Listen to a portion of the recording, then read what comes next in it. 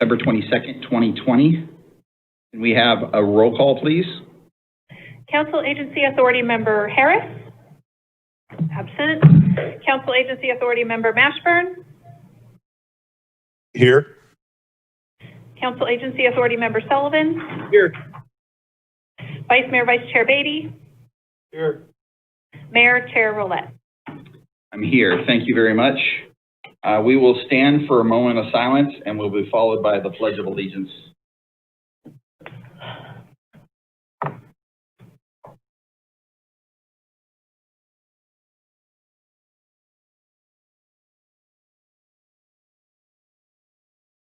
I pledge allegiance to the flag of the United States of America and to the republic for which it stands, one nation, under God, indivisible, with liberty and justice for all.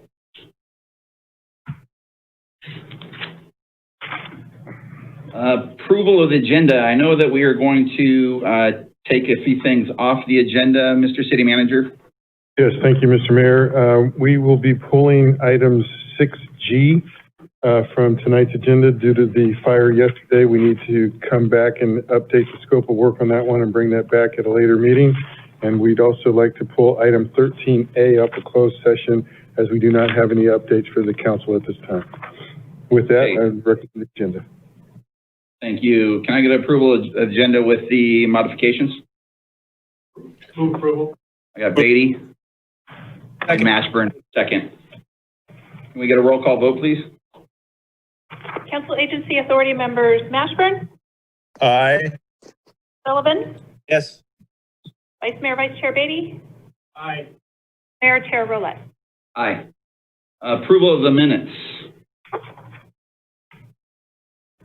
Move approval. Beatty's got the motion and Mashburn for second. Can we get a roll call vote, please? Council Member Mashburn? Aye. Council Member Sullivan? Yes. Vice Mayor Beatty? Aye. Mayor Roulette. Aye. Is Mashburn okay? Is that dragging? It's the connection, I believe. Okay. Yeah, apparently my my internet connection is dragging a little. Okay, no worries. Under consent, does anyone from the council want to pull anything off the consent calendar? Hearing none, is there anyone from the public that would like to pull anything off the consent calendar?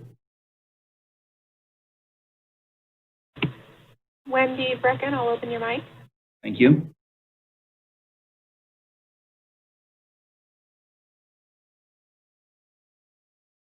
Wendy, are you there? Sorry, can you hear me? Yes, ma'am. Go ahead. 6D. Okay, perfect. Thank you, Wendy. Mm-hmm. Any other from the public? No additional hands. Okay, can we have a motion for the approval of 6A, B, C, E, and F? Move approval. I got Mashburn motion and Beatty second. Can we have a roll call vote, please? Councilmember Mashburn? Aye. Sullivan? Yes, but I did notice a hand just popped up as well.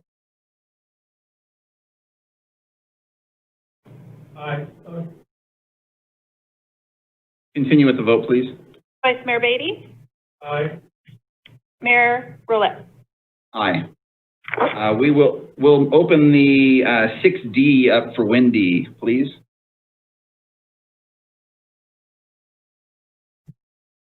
So for Roberts Ranch, I guess my question was, can we just maybe ask staff to give the status of that? Because I understand there's supposed to be, I think, 768 homes there, and this is for the 51.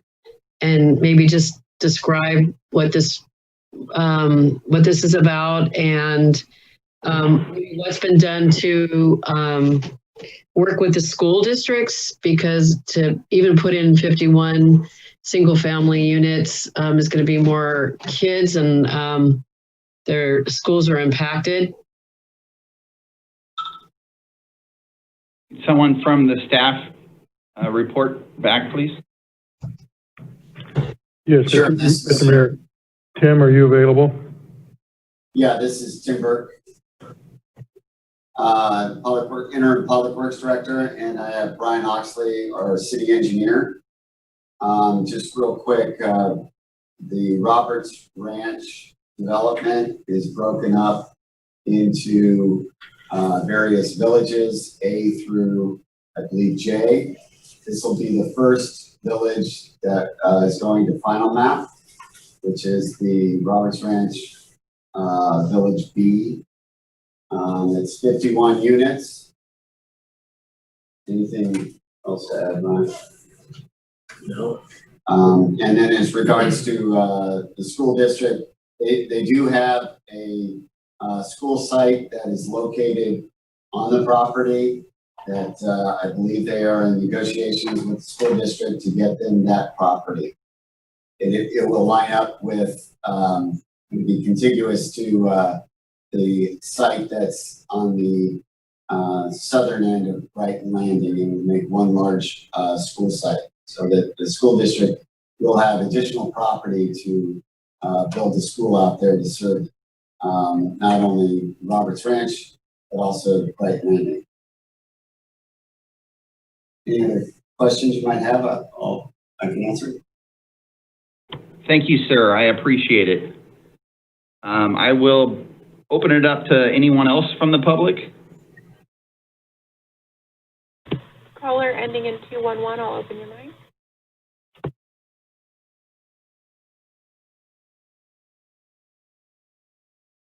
Hi, this is Alicia Minion, and Hi, Alicia, I'd actually pressed star 9 because I wanted to pull item 6E, the benefit district. I think somebody missed it, but you already voted on that, correct? Yeah, we did vote on it. I apologize. Yes. Yeah, I mean, it would be. I just wanted to know which property owners would be affected by this in terms of who has to pay into the benefit district. Why was it extended, and to what extent? I was looking at an old engineer's report. It looks like it's in the business park area, like where Genentech is, and maybe the father's house. And I was just curious why it was extended. How much in additional funds are anticipated to be collected as a result of the extension, and which property owners are affected? Alicia, we'll have someone from Public Works reach out to you tomorrow, okay? Okay, I appreciate it. Thanks. All right, thank you. Anyone else from the public on item 6D? Wendy, I'll open your mic.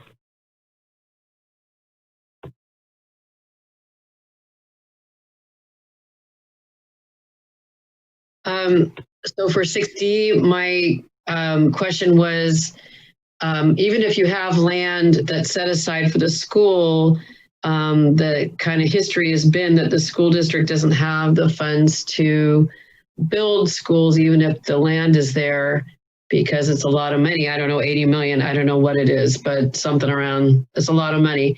So would there be alternative avenues explored to school districts? Actually, that's a great question, Wendy. And we've actually had the school district down here to explain what they did wrong when negotiating that. I'm going to actually I'd like to answer it again so the public can hear what happened. I'm going to call on our city manager. Can you answer that question? Because this is a great question. I just want to make sure that the folks at home know that the school district dropped the ball on this one. So if it's okay with you, Mayor, our Community Development Director, Fred Buderi, who worked on that project, is available to respond to that. That's great. Thank you. Thank you, Aaron. Yes, this is Fred Buderi, Community Development Director.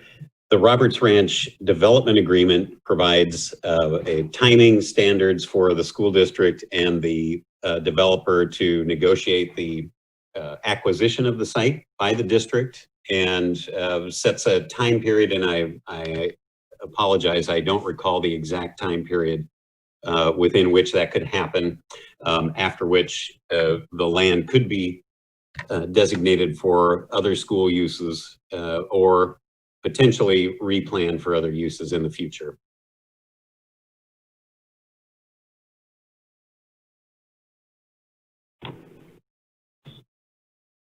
Okay, I really would, I guess we can do this on a sidebar, or I can call Wendy tomorrow and fill her in on, I was talking about, you know, how they didn't apply to negotiate for a better amount of money from each house. They came down and they spoke on it. They admitted that they did wrong. They kind of let it slide through the cracks. So that's kind of the direction. But I guess we can, maybe somebody from Public Works can follow up and explain that to Wendy tomorrow. Is there anyone else on the line? Julia, I'll open your mic. Hi there. Just a couple things. One, this is great that there's more housing. I know that this is single family homes, low density. Where are we at with the high density infill projects? And was there any discussion of making this a higher density project? Thank you. We'll go back to Mr. Burke, I think. Actually, Mr. Badari would be the proper. Okay, perfect. responder. Okay. Yes, Fred Buderi.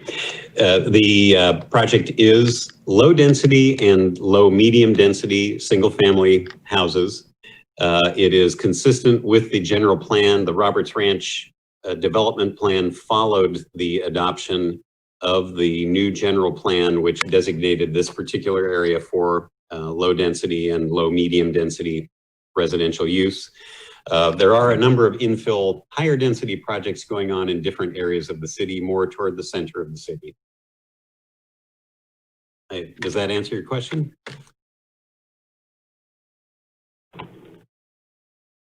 Okay, do we have any other callers? I was just going to say no. I mean, the infill projects, I was just wondering what their status was. Fred, do you have an answer for that? There are a variety of infill projects going on at the present time, and I could review a list of those with the speaker. Any particular projects in mind that you're thinking of? I think she means in general, Okay. making sure that we're well-rounded. Why don't we get her phone number and give her a call back tomorrow, let her know what we have going on currently and what we have coming up. Very good. Thank you. Any other callers? Ravante Robinson, I'll open your mic. Yeah, so if anyone remembers, I spoke up about Roberts Ranch a couple years ago. I don't think it should have been built because that's the type of housing that we're building too much of, and that's the type of housing that makes everyone else's housing higher. And you know, Vacaville is like in the unaffordable stage right now, and the general plan sucks.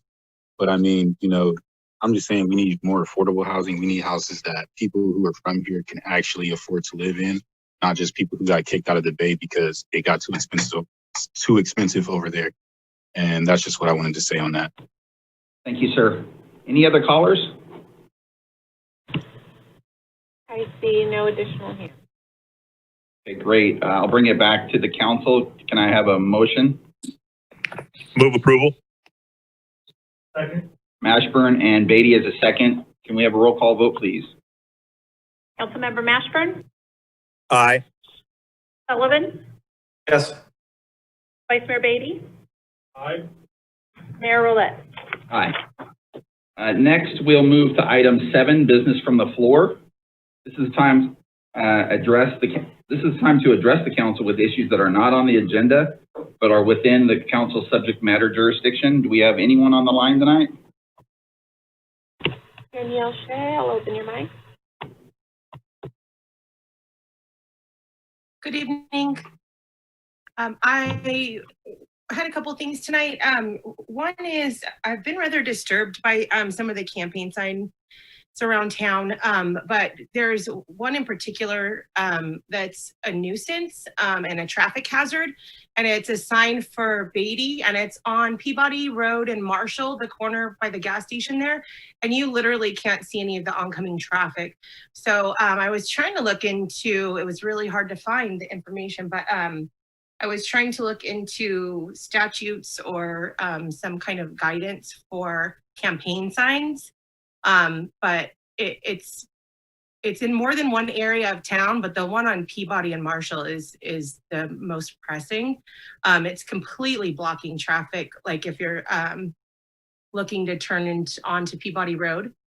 And then the second thing that I wanted to talk about this evening, or ask about actually, is a couple weeks ago, somebody called in and asked for council to agendize a citizen oversight committee for the police department, and I was kind of expecting to see it on this agenda, so I was just wondering when we can look out for that. Okay, ma'am, is that it? Yep. Okay. On the signs, I'm going to say city attorney. Thank you, Mr. Mayor. So we certainly don't allow political signs on the public right-of-way.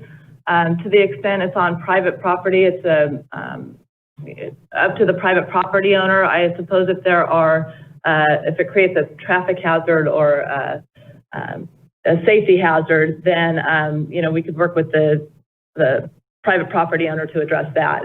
But otherwise, it's up to the private property owner with respect to where they place signs on their property. Okay, thank you very much.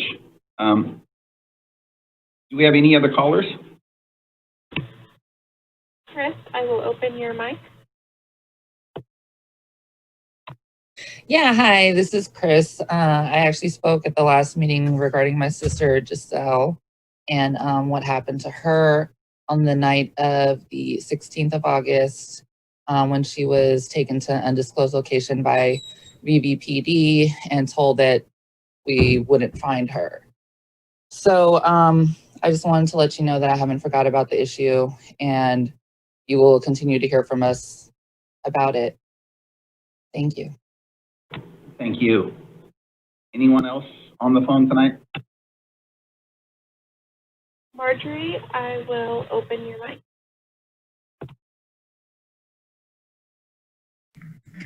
Thank you. I live in District 2, and when Mitch Mashburn leaves to take the county supervisor position, I'm hopeful that his vacancy will be filled by someone who lives in District 2 and is accountable to the residents of District 2. I would also like to see interviews conducted by the whole council at a public meeting so that District 2 residents can see and hear the candidates who come forward for this position. Thank you. Thank you. Do we have any other callers? Julia, I will open your mic. Hi, I just had a couple things I wanted to talk about. So one, regarding Giselle Cisneros' arrest, those charges were never dropped, and I would very much like for council to check into this and make sure that we both make sure that no wrongdoing was had, and also drop those charges, because quite frankly, it's inappropriate. And then, yeah, nope, that's all I got tonight. Thank you. Thank you. Any other callers tonight? Libby, I will open your mic. Hello, can you hear me? Yes, ma'am. Go ahead. All right. Hello, council and residents of Vacaville. To reiterate some of the things that have already been said tonight, I have some major concerns regarding the safety of the residents of Vacaville, especially pertaining to the police. On August 16th, a person who attended a protest for Black and Brown Unity was actively targeted, detained, and driven around aimlessly. That woman was Giselle. While I understand protests are not convenient for anyone, including those involved or those who are surrounding the event, what happened that night between her being separated from our crowd on that evening and us finally finding her is horrific. Vacaville PD actively drove her around, told her that she would not be found, and put her phone on airplane mode. What I would like to see happen as a result is the release of the body cam and dash cam footage of the arrest, because I know that there is footage of it, as well as names of all officers involved and the kettle and arrest of the woman who is now traumatized. We need to hold the police accountable, and that includes a very transparent police department, which I believe was promised to us during the town hall meeting with the chief. And just to reinforce what has been brought to our attention today, the vice mayor appointed by council has been vandalizing signs of other candidates, which is absolutely absurd. We again are calling for the resignation of Raymond Beatty. Black Lives Matter is the minimum. It starts with you, and I yield my time. Thank you, ma'am. Any other callers tonight? Ian, I will open your mic.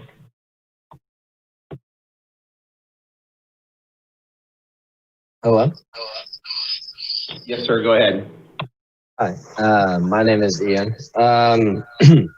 Well, I'm mostly going to recap on what has already been said, because I don't think that y'all have really given the time or consideration to these claims. And so let me reiterate it a little bit for you. There was police misconduct and brutality on a Vacaville resident that has not yet been addressed.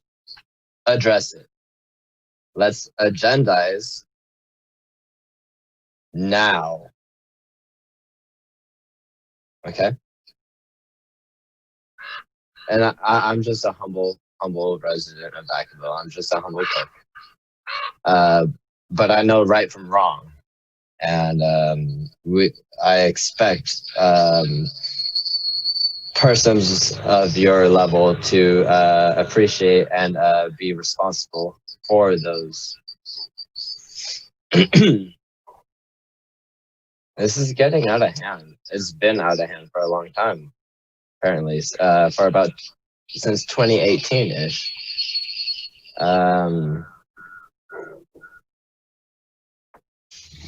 Excuse my language, but get your shit together. I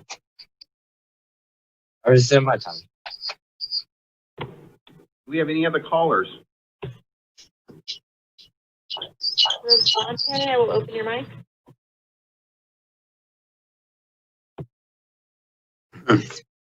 I like how I hear that little pause before y'all say my name. But yeah, I'm just calling because I'm asking y'all to drop the charges against Giselle. You feel me? That's my homie, and I'm gonna ride for her, like y'all ride for the police. I need the people to know, stop voting for candidates who are police puppets.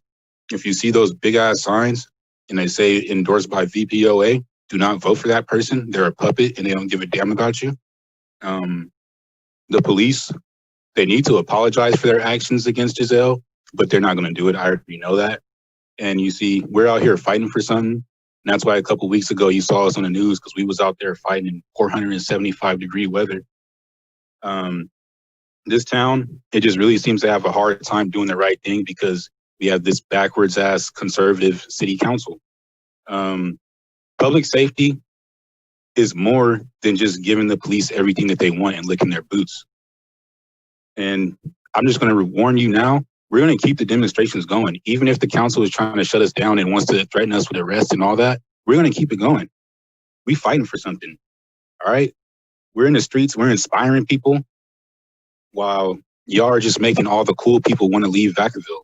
And we're stuck with a bunch of stupid rednecks with big ass trucks. And just because none of you on the council are black, it don't mean that you have to be the way that y'all are, you know what I'm saying? You can fight for Black Lives Matter too. You can be out here at the protest. Y'all are invited, you can come out, you can speak.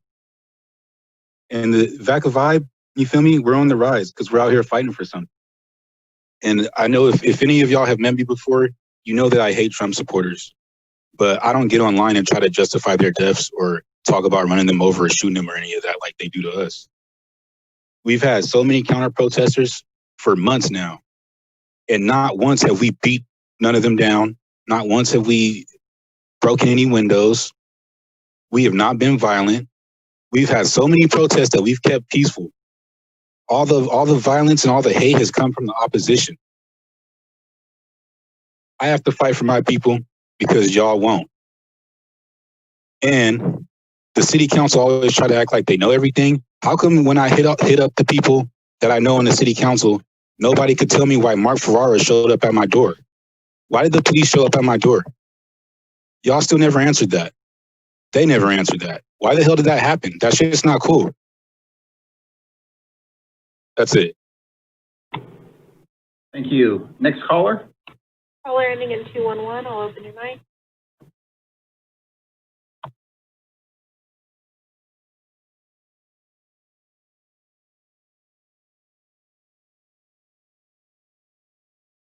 Caller, are you there? Caller? Hi, can you hear me now? Yes, ma'am. You can go ahead. Okay, sorry, it's Alicia Minion. I kept pressing star 6, wasn't working. So the reason why I'm calling is, it's campaign season and a lot of candidates are running on transparency, wanting to build public trust, including those that are coming from the words of Mr. Beatty in District 6. And this reminds me of the very important letter that the VFFH, the Vacaville for Fiscal Health, provided to the city. And we have an important issue that's still outstanding. And I'm calling to specifically with regard to the repeal of a municipal code law that we had, that when there was a council vacancy, that it required an appointment and then immediately following to call a special election. That special election, as you know, could have occurred at dates that are cheaper to the city. That code, as you know, was repealed in such a way that frankly was concealed from the public. And then it was replaced, as you know, with a policy where the mayor in a private meeting interviews candidates. He determines the universe of appointments. He appoints, council ratifies. This is extremely concerning. It should never happen in any city in America. And I'm asking that you repeal that policy that was approved on March 10th and you reinstate the municipal code that we had. It's very democratic. And it's unfortunate that we never had the opportunity to utilize it. And it was installed in 2007. I mean, think about it. You had a city attorney spend a lot of time drafting that code, and we never got a chance to use it. And it was concealed from the public. And this is absolutely wrong. So I'm asking you to agendize this and repeal the policy created, reinstate the code. And I look forward to that on an agenda very soon. Thank you. Thank you, ma'am. Any other callers tonight? Mitchell, I'll open your mic.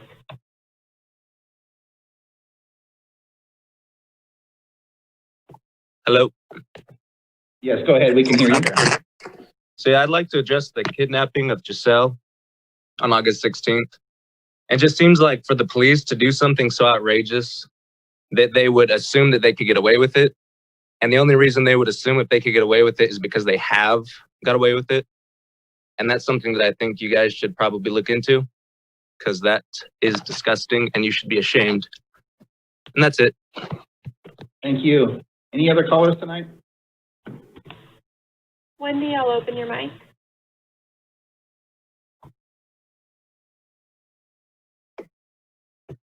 Hi, I was just calling about considering repealing the new appointment policy because it essentially suppresses voter rights and it was the least democratic choice available and most likely illegal. Thank you. Thank you, Wendy. Any other callers? Edward, I'll open your mic. Greetings, can you hear me? Yes, sir, go ahead. Outstanding. If I was the father of a mayor of a city and he ran the city in such a manner that he would allow his police chief to hold a town hall meeting and totally disrespect and dismiss the concerns of the patriots of that town, and then allow his subordinates to apprehend and kidnap a citizen, a patriot, and then allow his buddy to terrorize other candidates and attack them and their run for a public seat. I would probably take my son, put him over my knee, and take off my size 38 belt with the holes in it and commence to whooping his creamy white buttocks. To run a city and allow a police chief to minimize and dismiss the concerns of the patriots of this town is appalling and disrespectful. To run this city as the mayor and allow a fellow council member, Beatty, to destroy another candidate's signage without consequence is appalling, disrespectful, and unprofessional. And if this is the way this city is being run, what does that say about the mayor? You're allowing your police force that takes up 40% of your budget, and I'd like to touch on that real quick because I know I got a couple of minutes. I would really be interested to know how many current council members allocate about 40% of their annual personal budget for security on their home. I know mine security at my house does not take up 40% of me and my wife's annual budget. I actually probably got 2 cameras from Best Buy for about $125, placed them on the house, and my entire house is secure. So how you need 40% of your budget to protect something? Okay, anyway, so back to my point. You have to, at some point in time, run a city in a manner that would justify being acceptable and inclusive of all people, not just because you're privileged and you have a silver spoon and your granddaddy wore a hood in a back room and made other accommodations for folks to set generational preparations aside to make sure that the status quo stays in order. So again, if I was the father of a mayor, I'd be highly disappointed right now. Okay, sir, your 3 minutes is up. Thank you very much. Do we have any other callers? Sarah, I will open your mic. Hey guys. Can y'all hear me? Yes, ma'am. Go ahead. Awesome. Okay, so to just back up my comrades here, repeal the new appointment law, stop disenfranchising the citizens of Vacaville willfully and knowingly lying to us about what processes are because your system is so opaque that none of us can understand it without a lawyer or someone as intelligent as Alicia Minion helping us. Drop the charges against Giselle. Do something about your jackbooted thugs and how they treat the folks in the city who are exercising their First Amendment right to protest. And then I have a couple of other things that are also new. I'm very curious about the how long the city keeps their emails. As far as I can tell, in California, you legally have to keep them for 2 years. But as I've read through a few FOIA requests, we seem to not be getting the documentation that we're requiring from that time period. And so I'm wondering if, you know, emails are destroyed, not archived, something along those lines. And then also would like to back up again the need for a citizen's oversight for the police, because you guys don't do anything to keep us safe. Thank you. Thank you, ma'am. Any other callers tonight? Curtis, I'll open your mic. Yes, thank you very much. My name is Curtis Hunt, and I'm calling about the ordinance as it relates to the appointment of Raymond Beatty. No other person in the county knows that ordinance better. You might as well have called that ordinance the Curtis Hunt ordinance. In January of 2007, The council certified the election and Steve Hardy was sworn into the city council with great enthusiasm. However, in February of 2007, he received notice from the governor that he was being selected for the department head for the alcohol beverage control.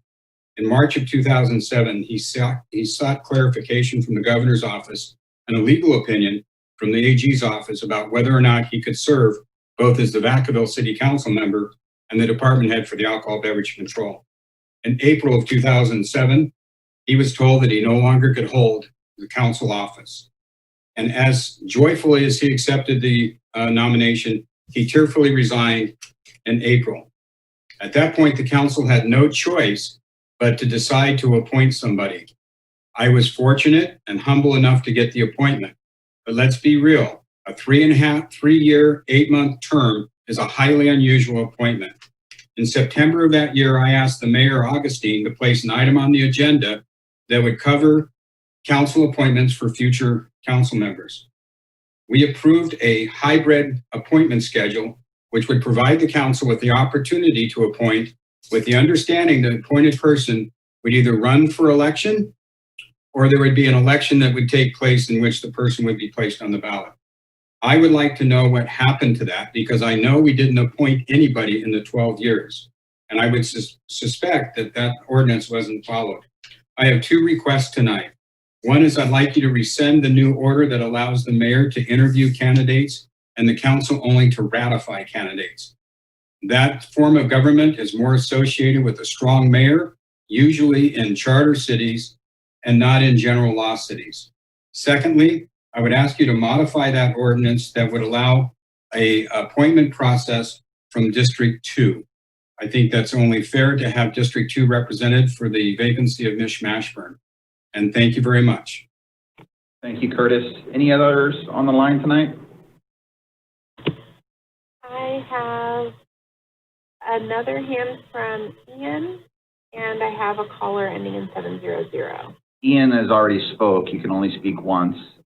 Is the other caller already spoke too? Nope, caller ending in 700. I'll open your mic. Thank you.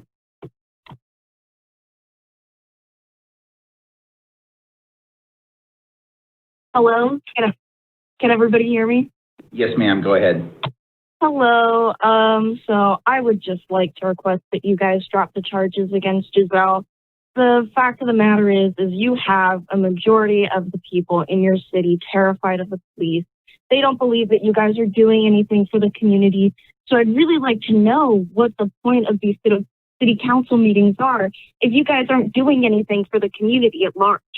It's really frustrating to see time and time again the needs of the people essentially just thrown away for you guys to push an agenda, for you guys to get your money, for you guys to constantly just kind of ignore us, because not all of us have a law degree, not all of us are able to go through these huge,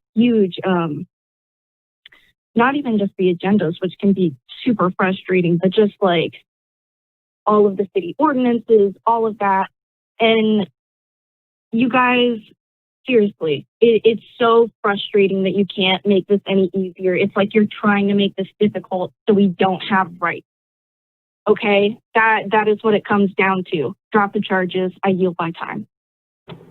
Thank you, ma'am. Any others on the phone tonight? I see no additional hands. I'm going to close business from the floor. We'll move to item 8, public hearings. I see none. We'll move to 9A. Mr. City Manager, would you start us off? Yes, thank you, Mr. Mayor, Vice Mayor, members of the City Council. This first item of business is a public meeting to accept comment on the program year 2019-2020, our Community Development Block Grant Consolidated Annual Performance and Evaluation Report. Daniel Herta and Emily Cantu are making a presentation. Thank you, Aaron. Good evening, Mayor, Vice Mayor, and Council members. The Community Development Block Grant, or CDBG program funds have served the community of Vacaville since 1988. As an entitlement community, Vacaville receives funding annually from the U.S. Department of Housing and Urban Development to serve primarily low-income households. Every year, the city must submit a consolidated annual performance and evaluation report to report on the program achievements during the prior program year. This past year, CDBG funds were expended to support youth development programs with the Vacaville Neighborhood Boys and Girls Club, Child Start, Head Start, and Beloved, to support nonprofit agencies serving low-income clientele at the Bucking Eldridge Social Services Center, continued pay down on a Section 108 loan, and completion of the AC overlay and sidewalk ADA capital improvement project. The draft paper also highlights activities funded throughout the year with local, state, and other sources that met CDBG goals to expand affordable housing through rental subsidy, development activity, and housing counseling activities. The public comment period began on September 13th and will end on September 28th to meet the required 15-day comment period.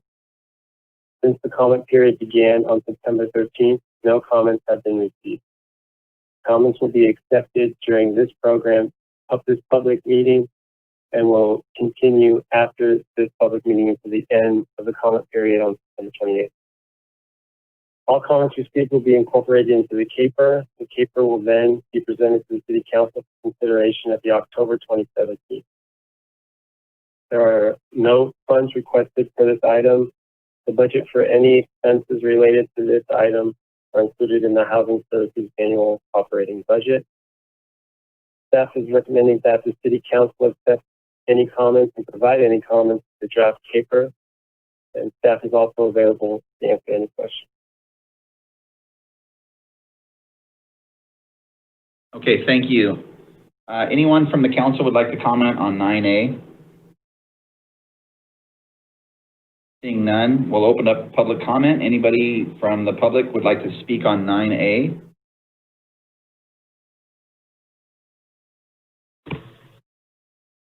I see no hands from the public.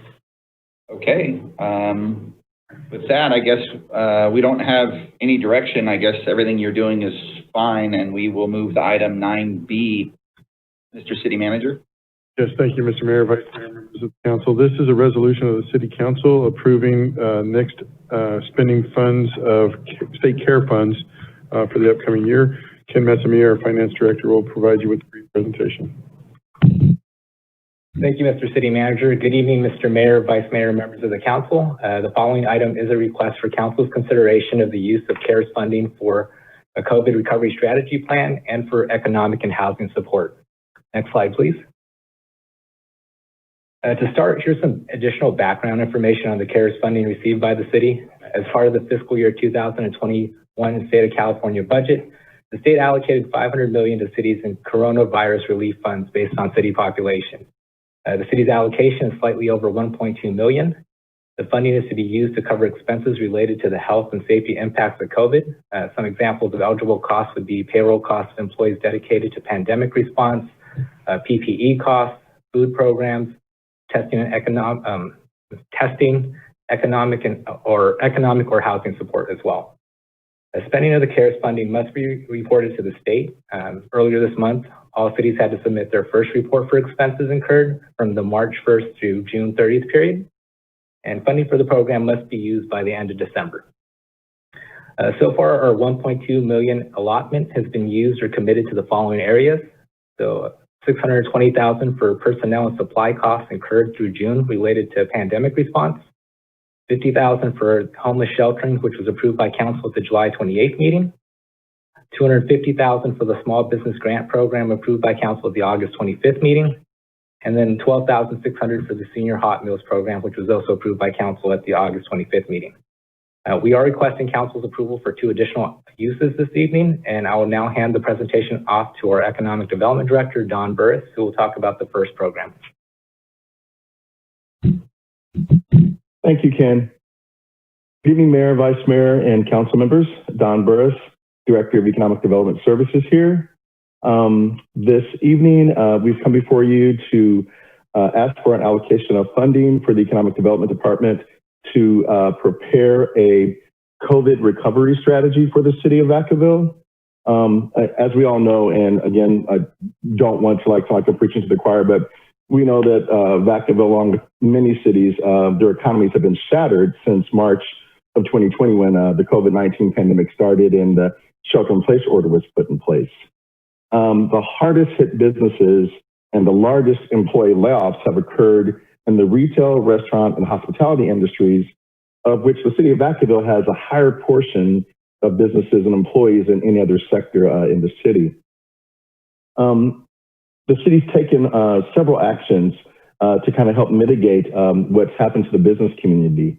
But to address those challenges and the economic shock that COVID-19 has created, our economic development department would like to work with Chabin Concepts, which is one of the leading economic development firms here in Northern California, to prepare a recovery strategy. Next slide, please. What this strategy will help us do is, one, to really do some industry analysis. What are the industries that are hardest hit? Let's define what those impacts are on those industries, and then work to see what resources we as a city, state, and federal government, and even within our local community can prepare to help the business community. At the end of this, there will be a strategy that's developed. We will start to implement the strategy and monitor for results, and the consultants will work with us as well for just traditional project management. Next slide, please. So our city staff working with this consultant team will really create an engagement schedule so that we can work with all of the key stakeholders in the city on the strategy development. I know that you all have heard us say on many occasions that we have what we call the Big Four partnership, which are three of our city's economic development partners working with the city. That would be Downtown Vacaville and the Visit Vacaville and Vacaville Chamber of Commerce. They will also be integral partners with us as we develop this strategy, as well as many of our major employers and small business owners as well. The plan will be created with some flexibility in mind so that we can create a plan that is for the entire city and not just specifically for the small business community, because every business within our community has been negatively affected as far as revenue generation and employee retention because of the pandemic and the shelter-in-place orders. We plan to provide updates to the council as the strategy moves forwards, and of course come back at the end of the strategy implementation with notes on whether or not our actions were successful. We hope to have the strategy completed by December 31st at a cost not to exceed $49,000. Next slide, please. That will conclude my very brief presentation. I'm always happy to answer any questions for the council. If not, I will turn it over to Gloria from our police department. She'll take the presentation from here.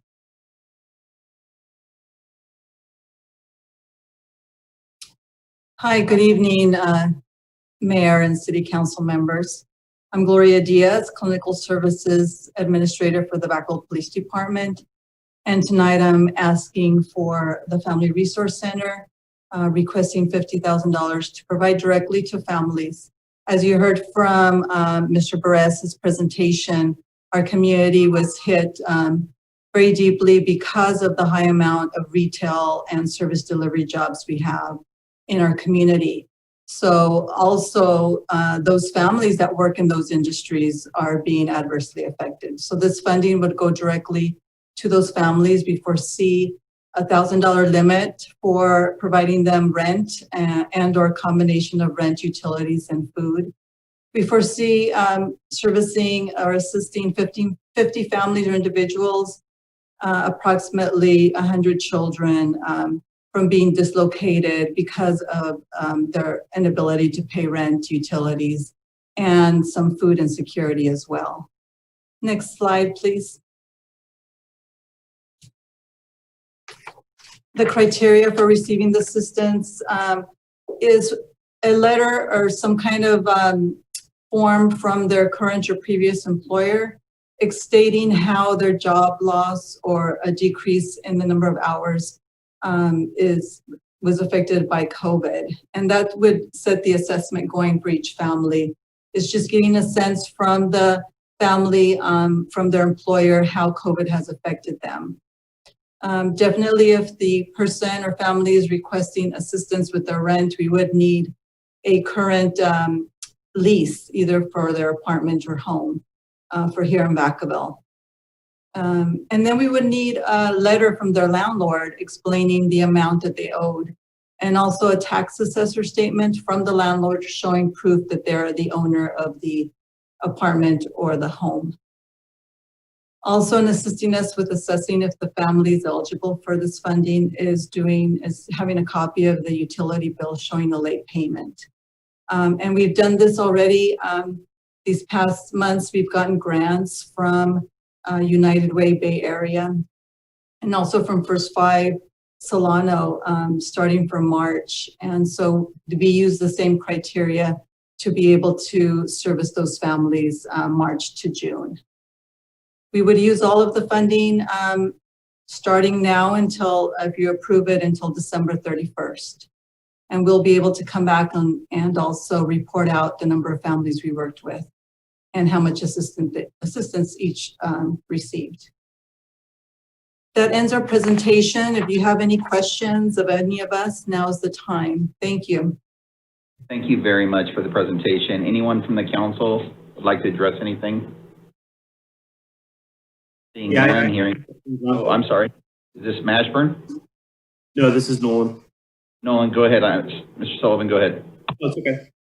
So I have a couple questions, and I know there were various staff that presented, so I'll just ask all the questions, and at the end they could point me in the right direction. So the first is I'd like to see a detail on the homeless sheltering line item. It was on the first slide for $50,000. I'd like to see exactly kind of how, where, when that money was spent, and kind of if there's a remaining balance, and just kind of some detail on that. So if that's not handy tonight, I'm happy to have that just emailed to me later. That's totally fine.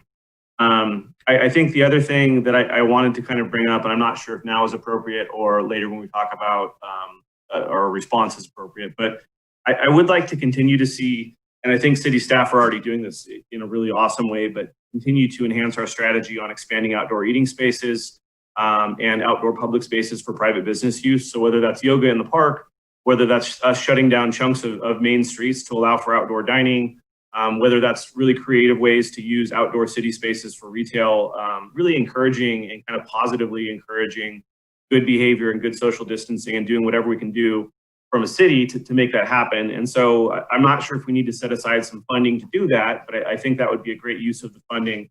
And I'm wondering if staff have considered that or budgeted that or not. My last question, actually I have two more questions, I'm sorry, is part of the problem for me, at least, is I'm on these city council meetings and I consider myself fairly well adept. I consider myself fairly educated. I have a really hard time figuring out how to navigate the resources, what's available for individuals, what's available for businesses. The programs we're talking about tonight are fantastic. Is there a easy, clear kind of one-stop shop, easy way for residents, whether they're individuals or their businesses, to figure out all of the different things that the city is offering or kind of all of the different ways they can access those resources? And I think the last thing that I'm a little concerned about is roughly half of the money is being used for staff costs. And so I am a little nervous.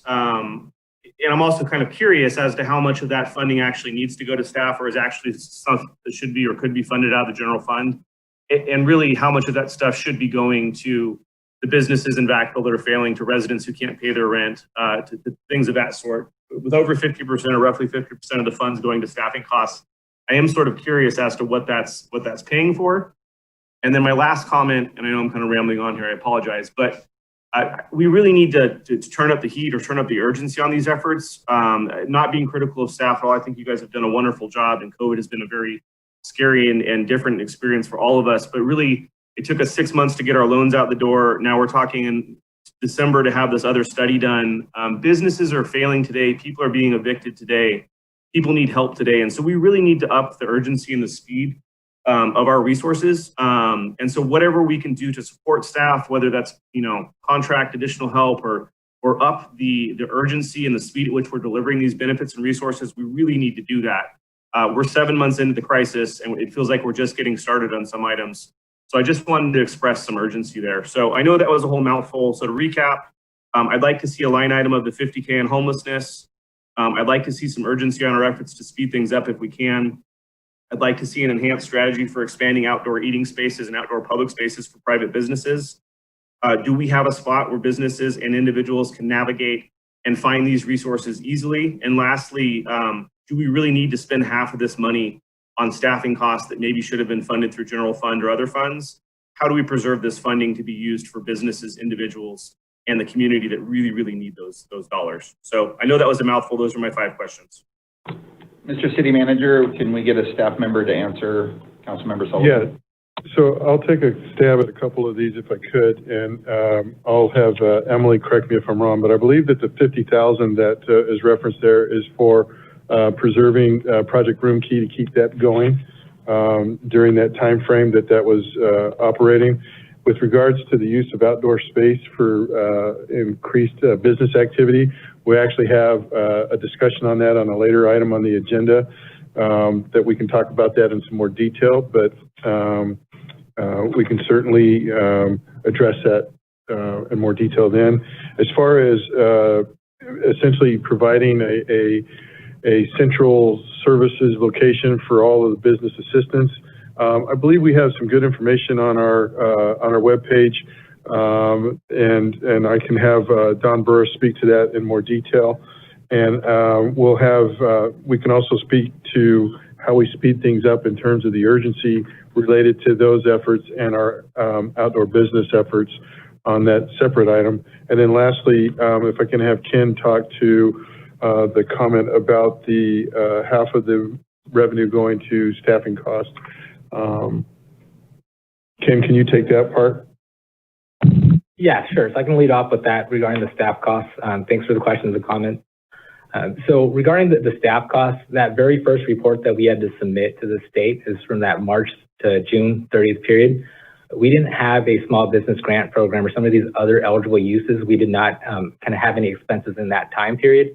And part of the reason why the state is asking for these reports is because this funding is to be used for necessary expenditures. And so if we would have, reduced or reported really zero expenditures in that time period, that could be, we're kind of at risk of the state looking at us, because part of the reason why they're looking at these reports is to see, is the funding being used, making sure that each agency is using that funding. And if they're not, if there's a possibility to reallocate those funds elsewhere to another city that possibly does need them for full reimbursement of their costs.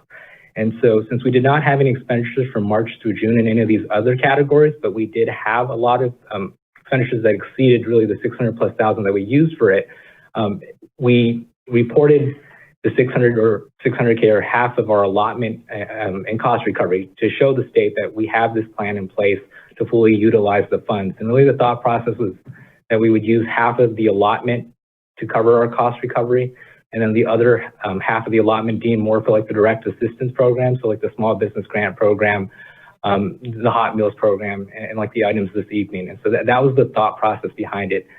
We did have to report expenses because I think if we didn't on that first report, we would be, I guess, targeted by the state on a possible reallocation candidate. Thank you, Ken. And I think, working in government services, I totally understand that it was sort of a guess as to whether or not we were going to get CARES funding and then how much. And so it's kind of this gamble phase. But I think the lesson I'm trying to point out, or the point I'm trying to make, I guess, is that you took a very cautious approach, which I totally understand, especially with our budget. But because we didn't have those expenditures for business loans or services to the public, like you mentioned, March through June, I mean, that's really when these businesses and these individuals needed them. That's when people were really hurting. So I know hindsight's always 20/20, but again, I think that whatever we're doing now, we need to speed up. And then whatever we plan to do on the future, we need to speed up. And honestly, if COVID spikes this winter and there's another round of CARES funding, I mean, we need to go all in early on these business grants, and we need to go all in early on rental payments, because we sort of missed the boat March through June, and dozens, if not hundreds, of businesses suffered, and dozens, if not thousands, of residents suffered. And I understand we're using the funds now and kind of using it up because it's a timing piece. But again, it doesn't change the fact that those dollars didn't go to some of our constituents and businesses who really could have used them. and maybe would have kept their businesses afloat or kept them in their homes. But I really do appreciate staff's creativity. I just, again, we got to be quick. We got to be on this. And I know sometimes that means taking a risk or floating some general fund, but I think we need to move swiftly in the future. Thank you guys for the information and time. Hey, anyone from the public? And I'll open your mic.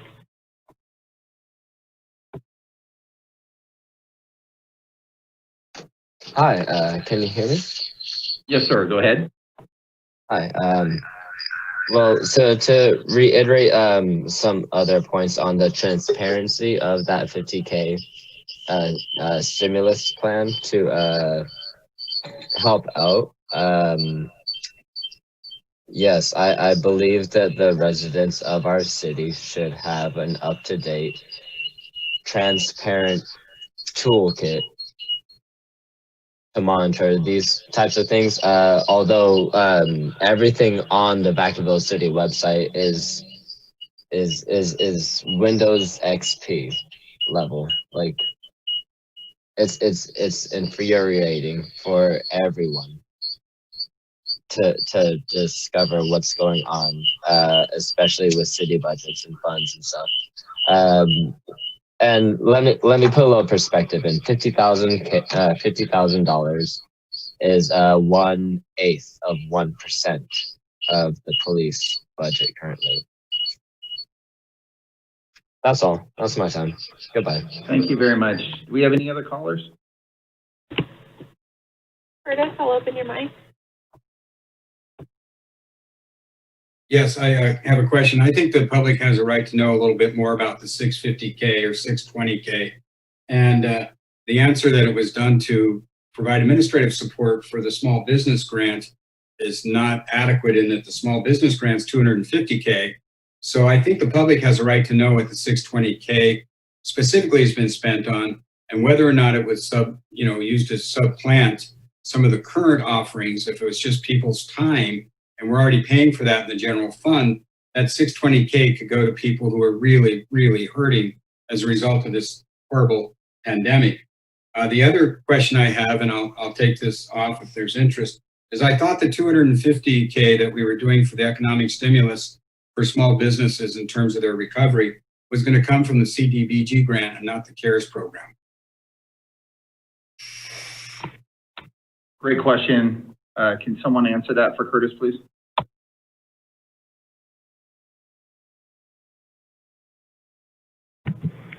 This So is I'll take- Emily. Oh, sorry. Go ahead, Emily. Okay, I can answer the question about the $250,000. So you're correct, Mr. Hunt, that CDBG funds were approved by the City Council in July to be used towards the Small Business Grant Program. However, at the August 25th meeting, the council did approve $250,000 in these CARES funds to be used immediately for that program, to get them out and available to businesses quicker, because the Federal Department of Housing and Urban Development had not yet approved the city's ability to use CDBG funds for that program. So it's in addition. Perfect. Thank you. Do we have any other callers? Julia, I'll open your mic. So that just actually brings up a lot of questions. So you're saying that the small business grant is now $500,000, not $250,000. It's $250,000 from the CDBG and then $250,000 from CARES. Secondly, I understand it's only $50,000 or $49,000 for a report. I'm just curious as to why exactly this needs to be outsourced, why it's going to cost $50,000, the same amount that you're planning on giving families for rent and utility assistance. Like, is this something that can just be done during staff time? Like, why exactly do you need to hire an outside? Like, the whole presentation was very quick and actually didn't explain why, who, what service are they providing? Are they providing something that the staff that we already pay cannot provide? So I guess I'd like answers on that. Thank you. Okay, thank you. City Manager, would you like to direct that to someone? Sure. Don Burris can talk about the particulars of the strategy. Thank you, Mr. City Manager. I'm very happy to address that. Our staff has been able to create an overall economic development strategy for the city. However, this strategy doesn't encompass the effects that COVID has done to our economy. So to give you a little bit of background about the consultants that we'll be working with, one of them is Dr. Robert Eiler, and he is the Dean of Economics for Sonoma State University and one of the foremost economists in the country right now. We'll also be working with Audrey Taylor from Chabin Concepts, who is a longtime economic development consultant who has helped our county as well put together our countywide strategy. So we're very fortunate to be able to have these two players in our own backyard. What they bring to the table that the city does not have is the access to data and resources that we do not have as a city. So throughout this whole process, they'll be bringing a lot of information to the table that we do not have access to. For example, I know that some of our council members have asked in the past, well, how many businesses have actually been affected by COVID? So we don't have the resources to actually identify that other than actually calling or visiting all 3,000 plus businesses that are in the city of Vacaville. However, Dr. Eiler, with the packages that he purchases, because he is an economist, that data is readily available at his fingertips. So we're happy to be able to work with both of them to create this strategy so that we can bring resources to our community to help them through this pandemic. Does that answer your question, ma'am? Yes, thank you. Do we have any other callers? Ravante, I'll open your mic.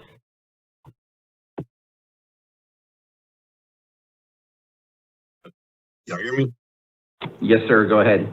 All right. So I think it's kind of sad that Gloria's over here asking for $50K that'll actually go directly to helping the people of the community, especially when you have a $40 million police budget. If you need $50K or $100K or actually maybe $200K, all you have to simply do is fire fat ass, ginger ass, racist ass Aaron Potter. That's it. Any other callers? Wendy, I'll open your mic. I was surprised about the using half of the CARES money for personnel costs and supplies. And I sort of understand the explanation about timing. But I'm wondering if there's a way to use maybe some general fund money to amp up once you get a strategy. So you've got a little bit beefier budget so that you can support businesses. And there's I hope part of the plan, Mr. Burris, I hope part of the plan is to look at what other communities are doing, because there's a lot of creativity in other communities. I know Sacramento, there was a item in the SACB today about they give out computers and training for, I don't remember, 6 weeks or something, or 9 weeks. And then they also give them a stipend, and so that they make sure that the people stay in the training. And then they've got skills. They've got computer skills at the end of the training, and that lifts up all the students, and they have, skills that everybody needs now. So, I mean, I thought that was really creative use of CARES money. There's lots of other ideas, I know. So that's it. That's my question. Great suggestion. First, did you want to field that one? Thank you, Mayor. Yes, I would. Thank you, Ms. Brecken, for the question. We are definitely going to be looking at best practices from cities throughout the country. What we're embarking on right now is not something that's just happening in Vacaville. This is happening all over the nation right now.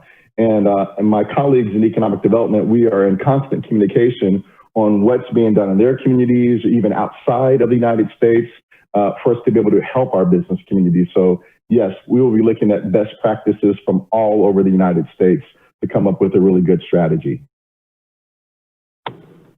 Thank you, Mr. Burris. Any other callers tonight? Alicia, I'll open your mic.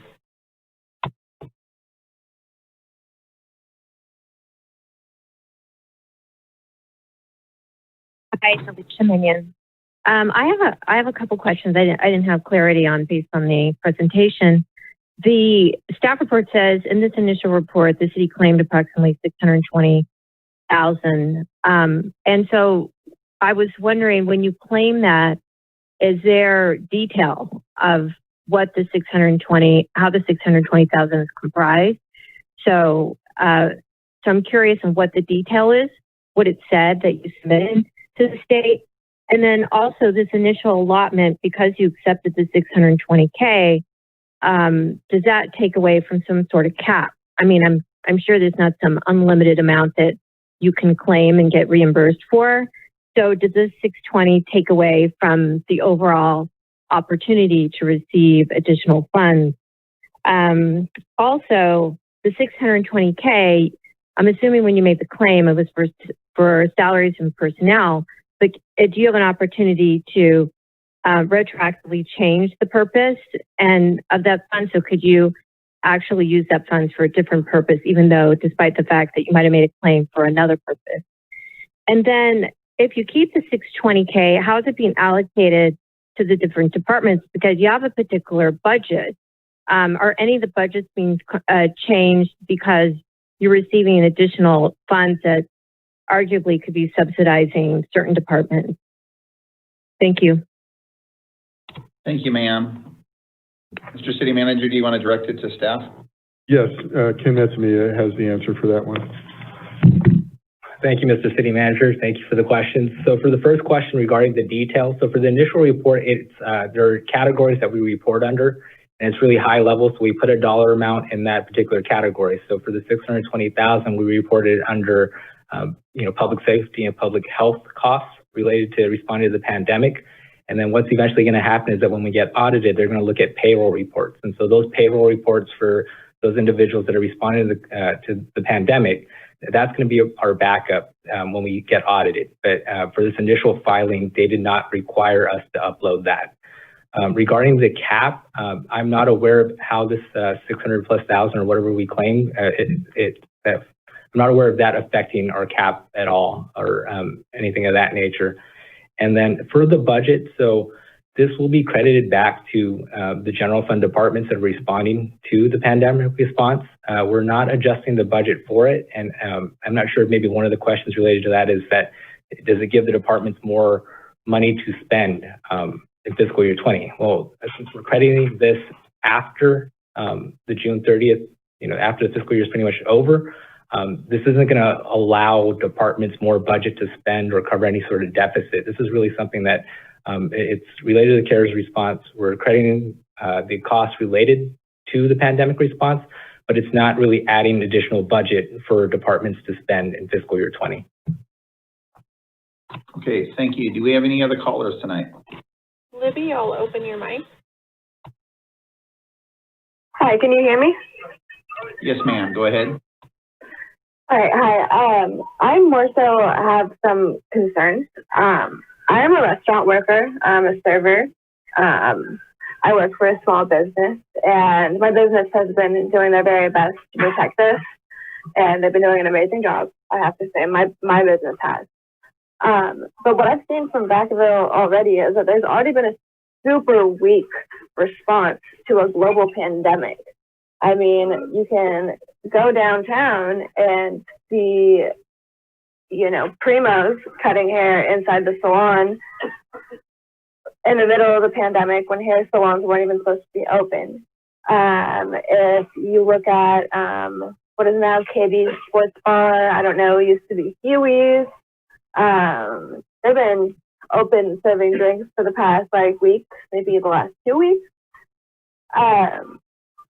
I'm just super concerned with how weak our response to this pandemic has been overall. ABC has been coming in and doing stings on businesses, so we're getting audited too.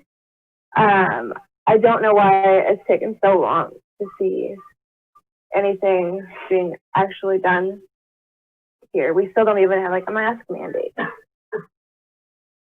So yeah, that's all. I'm just concerned. Thank you. Thank you, ma'am. I appreciate it. Any other callers tonight? Edward, I'll open your mic. Can you hear me? Yes, sir. Go ahead. So what I would like to say is, I go back to your last meeting you had when staff and the city was trying to create this ethics code and committee. Again, ethics, if you need that, then you're not ethical. Here, the name kind of speaks for itself. It says CARES, right? So my thought process is if you have a certain amount of money, I don't care if it's $6.20, $600.20, 600,000, whatever the case is. It seems like you would take care of the people in your city. I mean, let's cut to the chase. This is the mayor and the city council. You was elected by your peers to run the city and take care of them along with making policies. So my thought process is, if that's the case, and if you're true to that and you're honoring that seat, then you would take care of the citizens in the city. So given a certain amount to small businesses, why they need to justify certain things, I'm not sure of. Why other small businesses are getting away with operating when other small businesses aren't, I don't understand.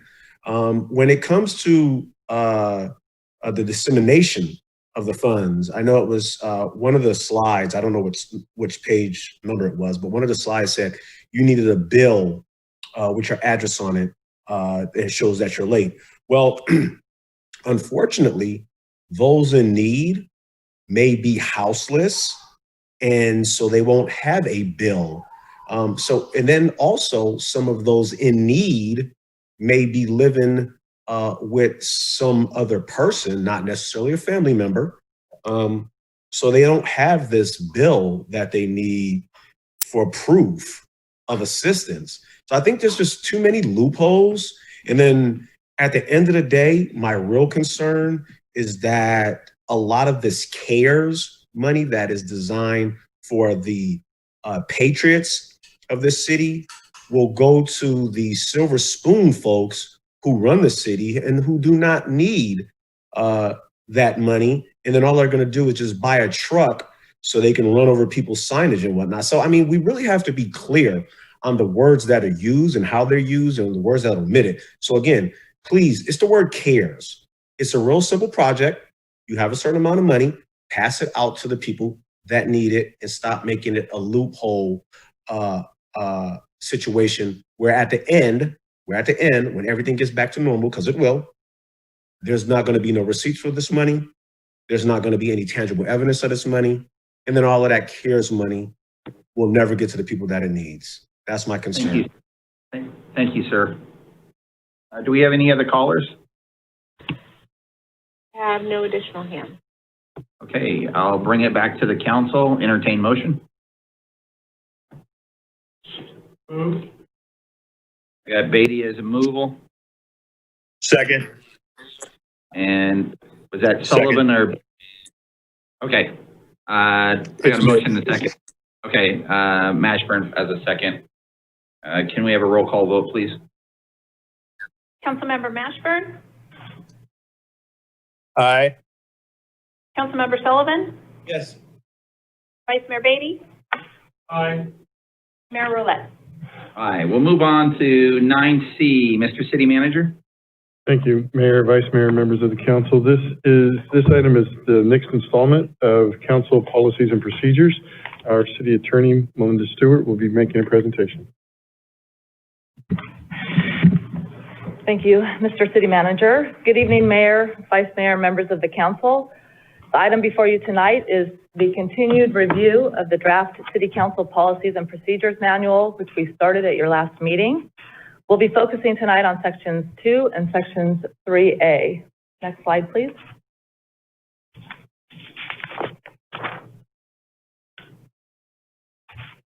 So for context, at the last meeting, you reviewed and provided direction on Section 1, Introduction and Overview, and Section 4, Conflicts of Interest. Tonight, the city clerk will review Section 2, addressing orientation of new members, and I will review Section 3A related to the organizational structure of the city council.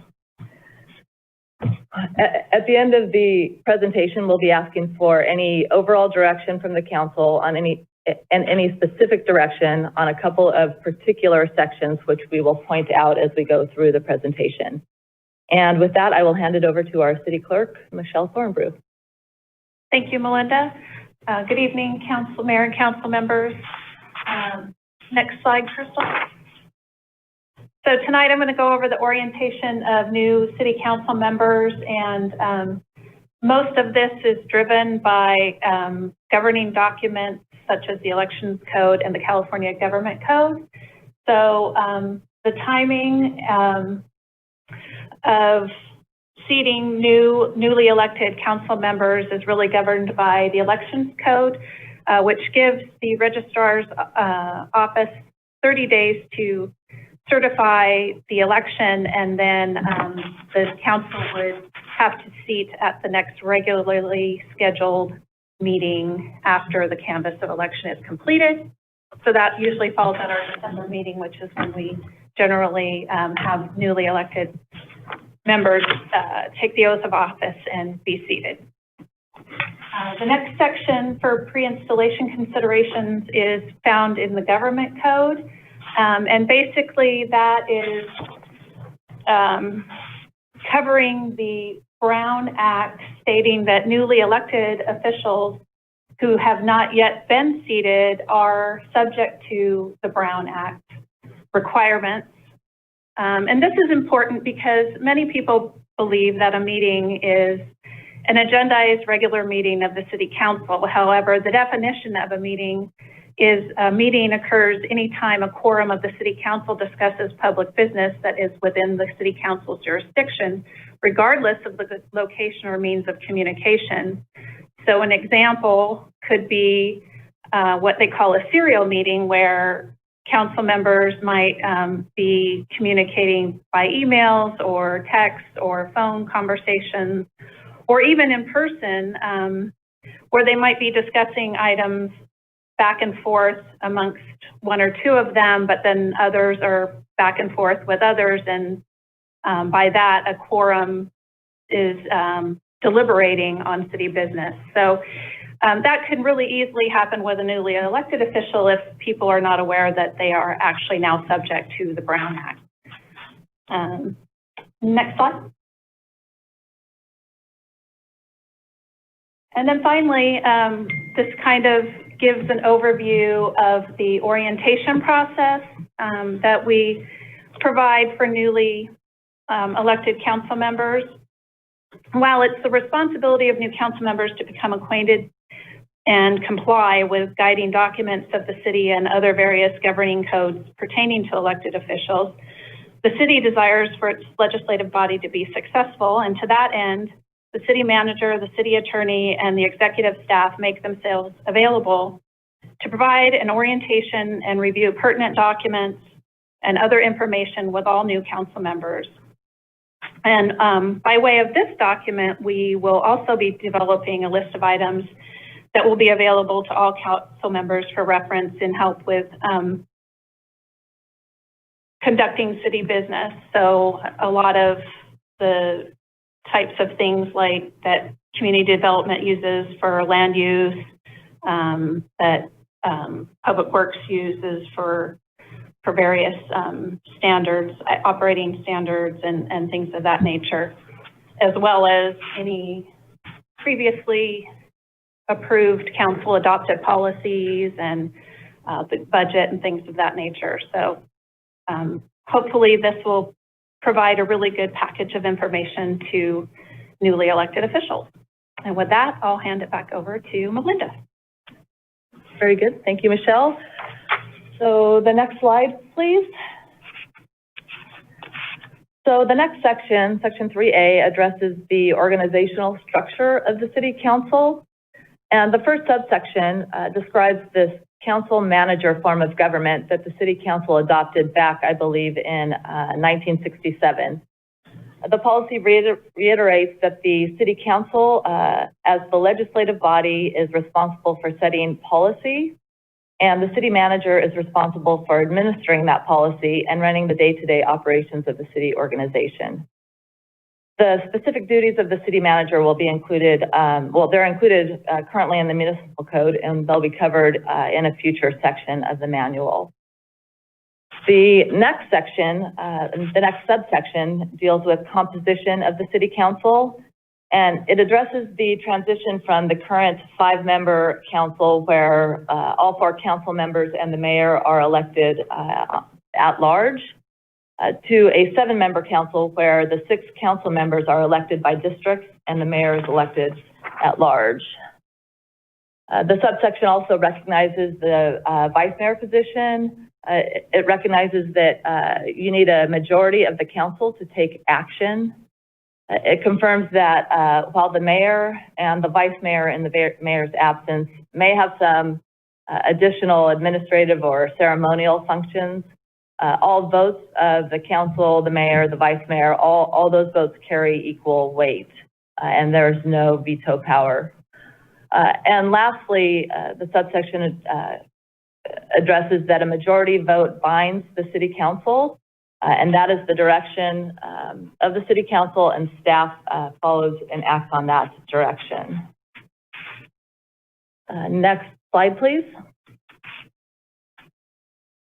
The next subsection addresses at-large governance. And this is one of the sections that is more kind of policy than law or established practice, and it's where staff is looking for direction to see if we really captured the council's will, or if you prefer to handle this section differently or omit it altogether. And really, council members can be torn when they're elected by voters in a particular district. So we're moving to the by-district elections. Because they're elected by the voters, but they're also being asked to make decisions that have citywide impact. And so an at-large governance policy helps provide a foundation for that decision-making process. The policy before you tonight sets a direction that while the council members are elected by district, their decision-making and resource allocation should focus on what is in the best interest of the city as a whole. The policy relies on and provides for a strategic planning process to inform the council decisions and staff's actions. And it really goes hand in hand with and supports the council's recently adopted strategic plan, which provides for the council's overall objectives, goals, and priorities. So again, we're seeking input on that particular section. Another section of the draft manual that staff is seeking direction on is the next section, and that's selection of the vice mayor. So state law provides for the selection of the vice mayor at the meeting where a new council is installed. But otherwise, state law is silent on the process. So in crafting this language, we attempted to rely on the practice that the council has followed most recently. And that practice is the vice mayor would be selected. Actually, we changed it from January to December to be consistent with the installation of the new council. The mayor would receive a nomination and a second. A vote would then be taken, and the first nomination to receive a majority vote would be selected as the vice mayor. Also, the policy as written in this draft language sets an annual term, a 1-year term for the vice mayor position. So again, the council has some latitude to change that process or to change the term from a 1-year term to a 2-year term. So again, this is another area where we're looking for any direction you may have. Next slide, please.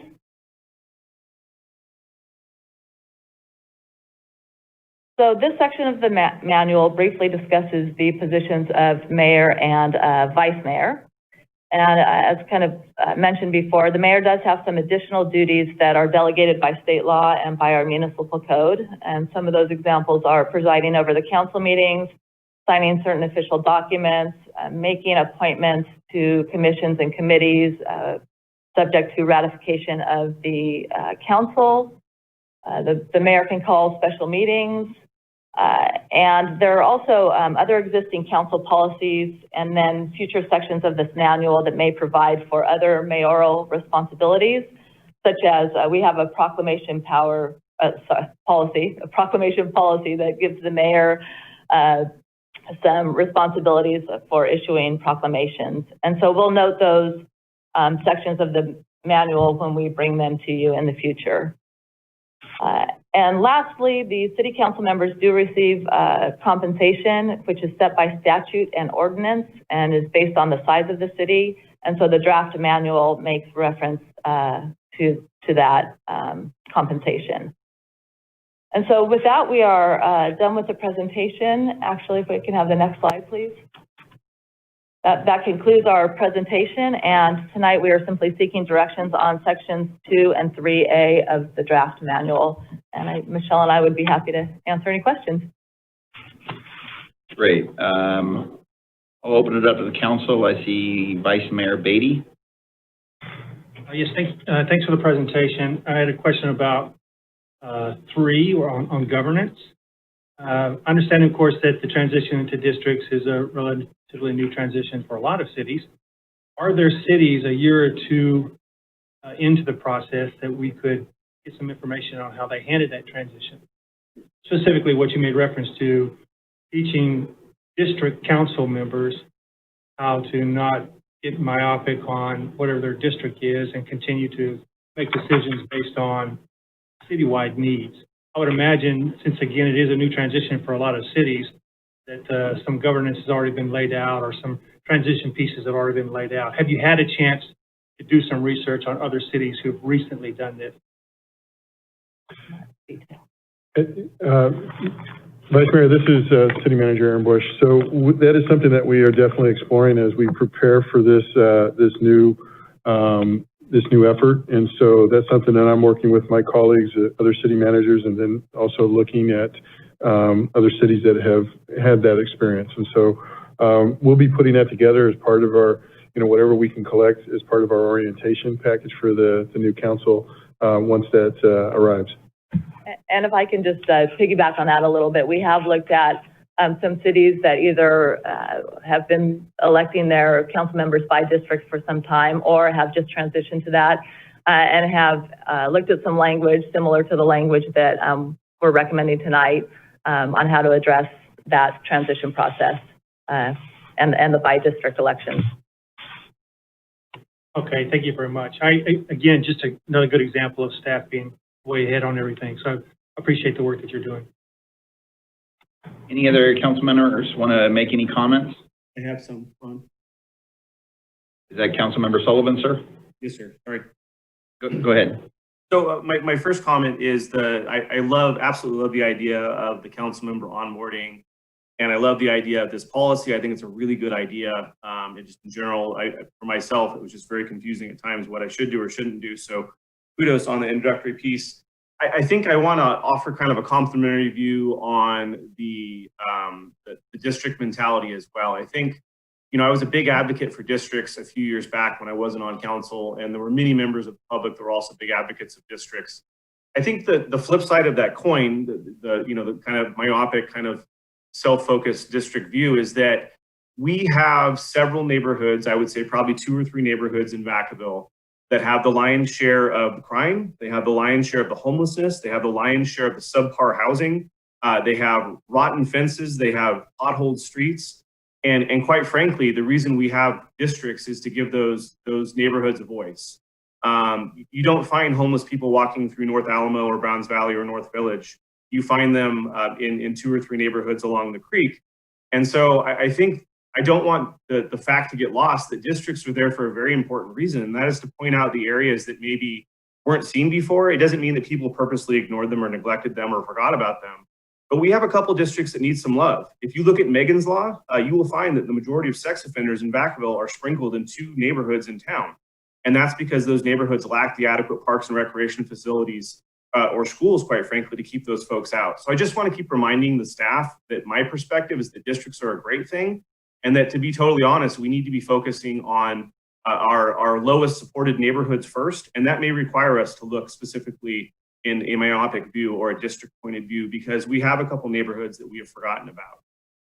And so I'm very excited for districts. I'm very excited to see what happens, but I want to have some balance on that. It's not all what's best for the city, because quite frankly, the city has forgotten about a couple areas in town. And again, that's not purposeful, but it's something we need to keep in mind. I have a second follow-up, and I have a question for Melinda first and then a comment. And I want to preface this comment with, I mean this with no disrespect to my peers or no disrespect to anyone on the current council. It's just a situation that that really gets me in the kind of the heart of my commitment to democracy. If the mayor today, let's say Ron, Mayor Rowlett went out tonight, and on his way home, he bought a lotto ticket, and he won the super bajillion lotto, and he was now a billionaire, and he decided he no longer wanted to be the mayor. He was going to go buy an island in the Bahamas and ride jet skis and swim with dolphins for the rest of his life. What would happen to the vice mayor? Would the vice mayor take over his position until the next election? My concern is what happens if something unexpectedly happens to the mayor. I know here and there he's at a meeting or he's got a conference or he gets a cold and the vice mayor's got to fill in. But what happens with the vice mayor position if the mayor is out for an extended period of time, let's say a full year or 2 years? What would happen in that particular instance? So in that situation, the vice mayor would fill the mayor's role for a certain period of time, but there is a process to fill the vacancy in the position of the mayor. It's outlined in the government code. So there would either, and I don't know all the details of it off the top of my head. I don't know if it would be an appointment or a special election or a choice of the council, but that position, the position of mayor, would actually be filled similar to if there were a vacancy on the city council. But the vice mayor would fill that vacancy up until that point in time, correct? That's correct. Okay, so this is my concern. So the vice mayor is usually kind of a customary position that fills in, and it's very helpful. The mayor has a lot of power in Vacaville, and the mayor sets the agenda. They appoint to committees. They do a lot of work with staff, and quite frankly, you know, if the mayor doesn't want something on their agenda, doesn't want to discuss something, it doesn't happen. And so I think the democratic process of electing the mayor in a town of 100,000 people is a very sacred process. And my concern, and again, I mean no disrespect to my peers at all, this is not directly pointed at them personally, but this is based on the situation we're currently in. So one of my peers was not elected to council. He was appointed to council, and he was appointed by a 3-1 vote. So he wasn't appointed by a unanimous council. And again, I mean no disrespect, I'm just pointing out the facts. So 3 people appointed a council member for a 2-year plus term to the Vacaville City Council when we live in a town of 100,000 people and roughly 50,000 people vote. So 3 people versus 50,000 people. That same person was then appointed to the vice mayor slot by a 3-2 vote. So this time 3 people on council voted for him for vice mayor, including himself. And again, no disrespect, I'm just pointing out the facts. 2 of us voted no. So 3 votes versus 50,000 or 100,000 votes for the vice mayor. And my point is heaven forbid that the mayor, something bad happened, or it'd be awesome if he won the billionaire lotto and he left. But if that actually happened, then we would have a mayor of our town that has a tremendous amount of power, that appoints to committees, that directs the agenda, that directly impacts the everyday life of our city, that was elected by 3 people for a year or possibly up to 2 years.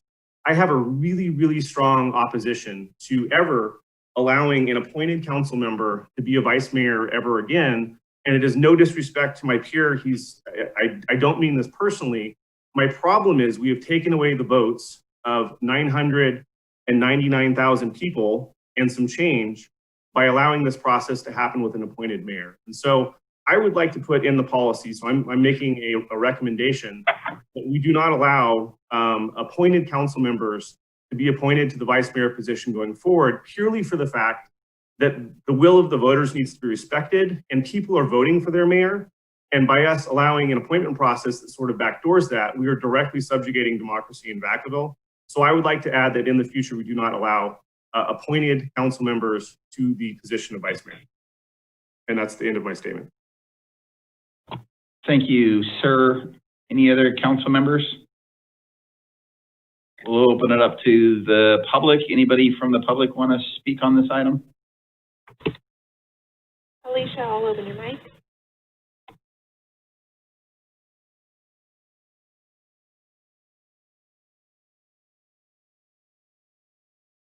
Alicia, are you there?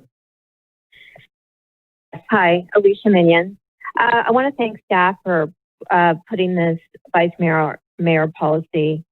I think this is really important. I attended the meeting back in December when Mr. Beatty was appointed vice mayor, and I don't mean to sound critical, but it's going to sound critical because the situation was really wrong. What happened? It was clear that it was calculated, orchestrated move that the mayor, Councilman Mashburn, and Mr. Beatty had to have met prior to decide to make him vice mayor. It was clear for the reason was to provide him a political advantage. In fact, during that meeting, the mayor said, well, he's getting it because he's terming out. So, and what happened was, now that Mr. Beatty is running, he's using the vice mayor to his political advantage. This is just simply wrong. And what really was upsetting was by making the appointee the vice mayor, and now that we're districting, basically took the opportunity away of a legitimately elected person from ever being vice mayor. And if you remember, Mayor Rowlett, I sent an email expressing my concern.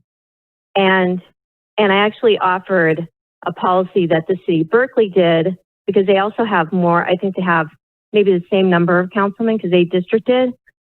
And what they do is they take turns. I think it's like every 6 months, somebody's the vice mayor. So that way everybody has an opportunity. So I absolutely agree with Councilman Sullivan that no appointee should ever be vice mayor. And number two, I'd like to add to that, no one should be, anyone that is terming out, if it could be avoided, should not be vice mayor. I think it should be absolutely prohibited that that position be used to give them a political advantage. It's just absolutely wrong.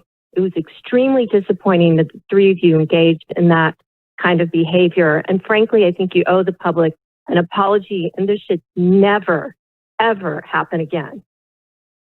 And I appreciate your time. Thank you. Thank you. Do we have any other hands up? All right, I will open your mic.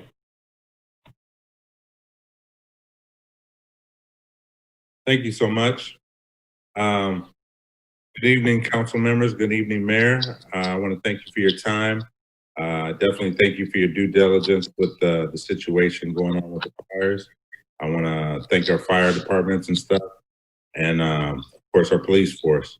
I do agree with Ms. Welty, and I do agree with Mr. Sullivan. To see the democracy seemingly disappear with appointees is something I have never seen in my life before, but I definitely understand that the people appointed, and no pun or disrespect Mr. Beatty, but I expected to see, you know, a real democracy. And like Ms. Welch said and Mr. Sullivan, I do agree that it never happen again, and that an appointee shouldn't be moving into the vice mayor, and perhaps the Berkeley suggestion is a good suggestion.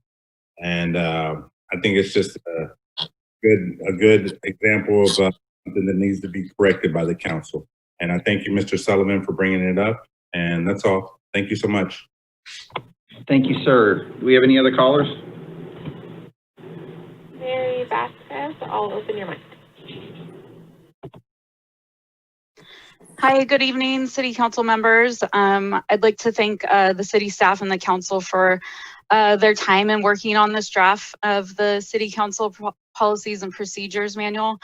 I am excited to see the City Council move in this direction in terms of documenting procedures. I believe this will really help in orienting new council members and ensuring that policies and procedures are followed, along with providing a more transparent government.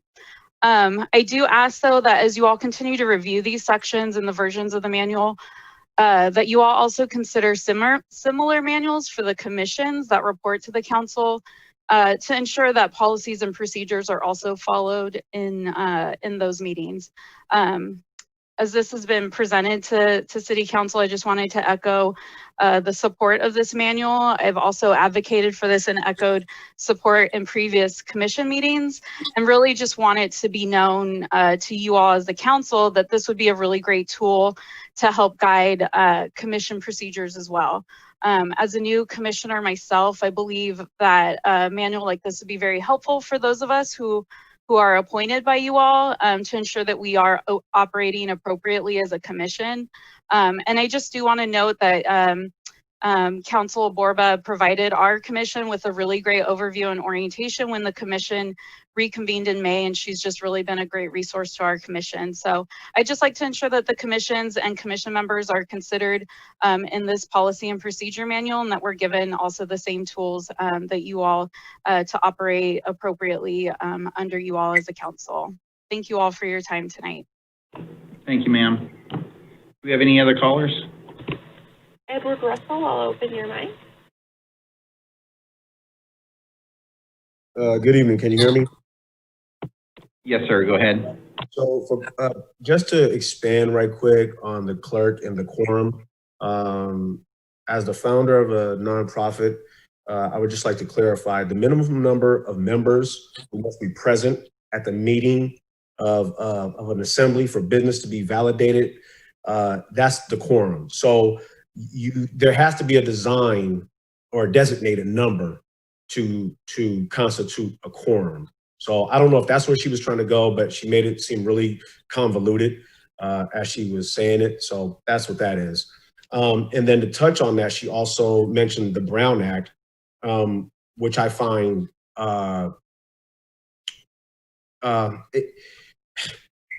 Brown Act goes into saying as such as no action can be taken on items that's not on the agenda, except for brief responses to public testimony, which you guys don't do. You always say, oh, we can't talk because of the Brown Act. You can also request for clarification. There can also be reports on personal activities. And then what's most important about the Brown Act is when 2/3 of your body agree that immediate action needs to be taken place, it can happen. So, that part right there, I think you guys need to address and come forward to the public, because there's so many times in public comment when people are talking and asking, why haven't you guys done this or why haven't you done that? You say, oh, we can't talk about that. Well, you can if 2/3 of you would just man up and say that you want to participate and move the item along. So then with that is what we have here with the vice mayor and this whole democracy thing that one of your members brought up, which to me is a very bad episode of the Brady Bunch when Marsha was running for student body president. And so now Beatty is in a position where he was no one liked him. He was just there because of his friends. So it's kind of the silver spoon again, which I referenced earlier. So, hey, buddy, hey, we got this spot. Come along. Yeah, we got you. Don't worry. The 99% of the city don't like you, don't know you, and don't care about you. But it's just us that matter. So we'll get you on. And so now you see what happened just recently with said vice mayor attacking another candidate. That goes into he wears extra large and I'm only a small. So now my feelings are hurt because I know no one likes me. So I'm going to attack him and destroy that candidate's signage. This is not democracy. Sir, your 3 minutes is up. This is not democracy. Sorry, I didn't Thank quite you. catch that. Do we have any other callers tonight? Ravante Robinson, I'll open your mic. All right, y'all. I just wanted to call in real quick. Ravante? What? Hey, I don't want to interrupt you, but I've been trying to be very, very good with you tonight, but the language has to stop. So if you could just refrain from using profane I'll keep language. it PG. I'll keep it PG. I would appreciate it. Thank you, sir. For shizzle. So I just wanted to call in and say that, I hope that y'all never do an appointment for a city council seat again, because as some of us have seen and some of us knew before and some of y'all still need to find out, is that Ray VD acts all holy, but in real life he's the devil, and the Father's house is a cult. And that's all I got to say for y'all tonight, and you don't have to hear from me no more, and have a good night. Thank you, sir. Do we have anyone else on the line? No additional public comment. Great. I believe that it's the city council and the public have spoke. If you don't need Mr. Mayor, anything else. Yes. Mr. Mayor, this is Mitch. Go ahead, Can I say Member something? Mashburn. Thank you. Yeah, I just want to take a second. There's been a lot of negativity around the appointment of Vice Mayor Beatty to his position on the council. And he is a very humble man, and I know he is not going to say anything, but I was in that room, and I would like to refresh everybody's memory for a moment, if I may. The evening kicked off, and I believe the first proposed appointment was made by me, and that was for Ms. Malberg.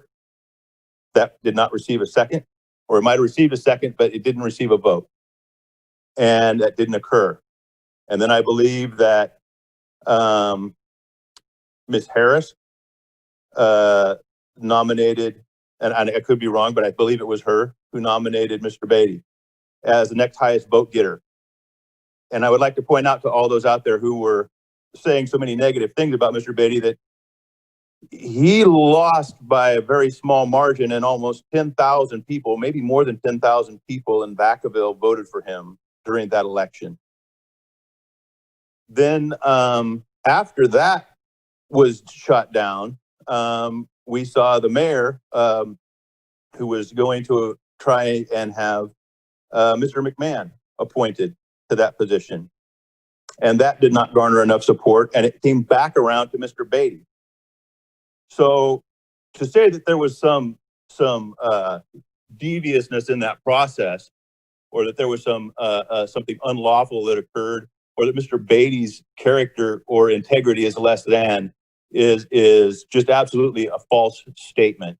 Again, over 10,000 people in this city wanted to see him on that council.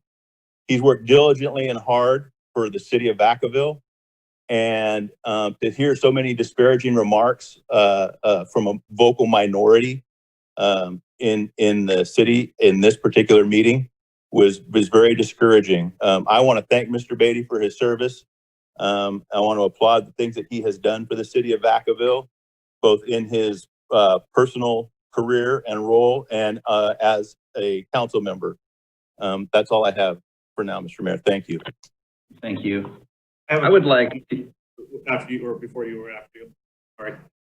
No, go ahead, sir. Councilmember Sullivan, I apologize. My only comment really quickly is I really liked what Mrs. Vasquez had to say.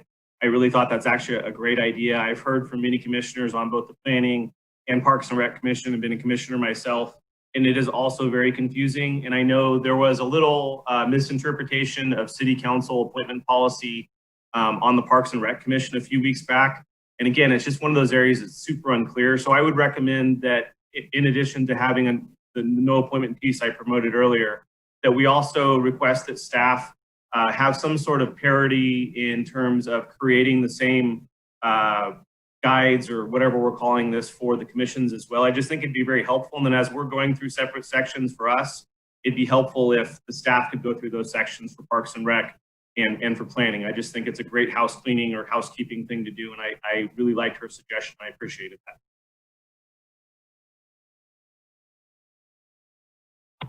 Okay, perfect.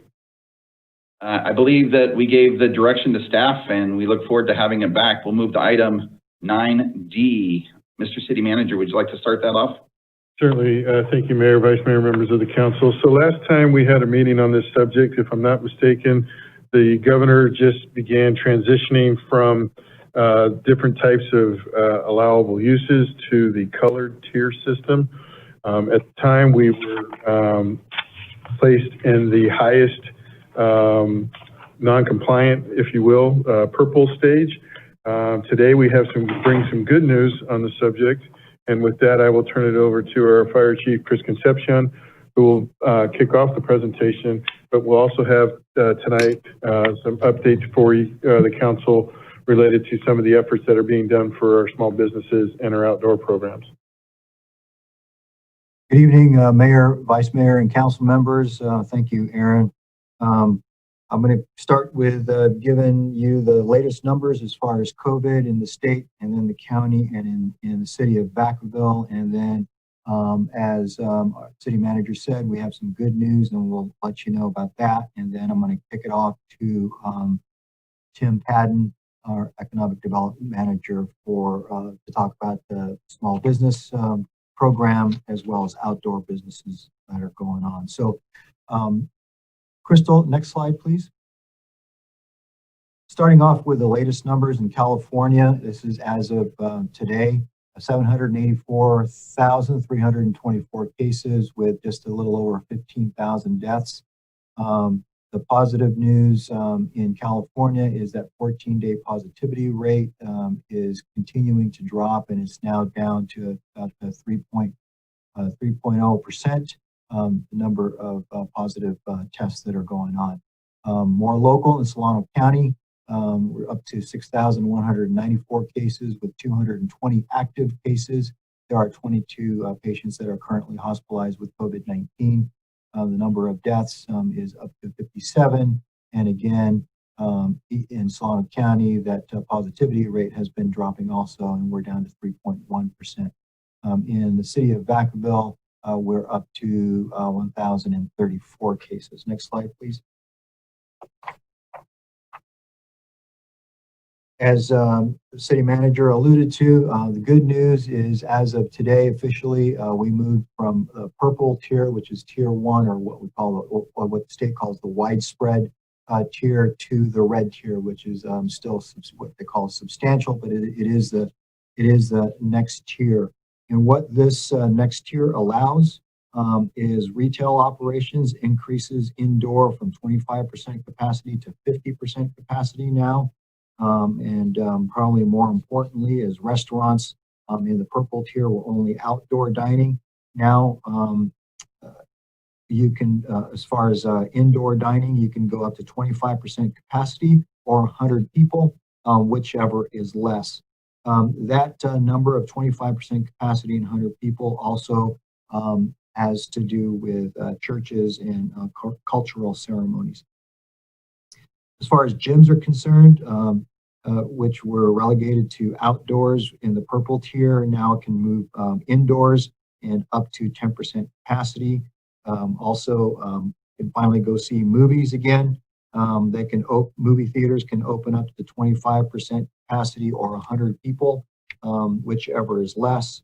And then as far as personal care services, such as body waxing, electrologist, and et cetera, those can move indoors with certain restrictions. And then as far as school is concerned, where in the purple tier, no in-person schools were allowed without the waiver process.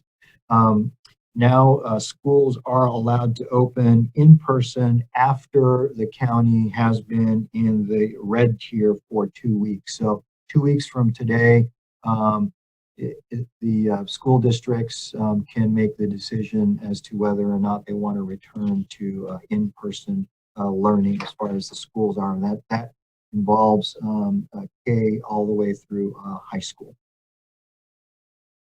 So that's the difference between, and the good news, moving from the purple tier to the red tier. A couple other things that are happening as far as City of Vacaville is concerned.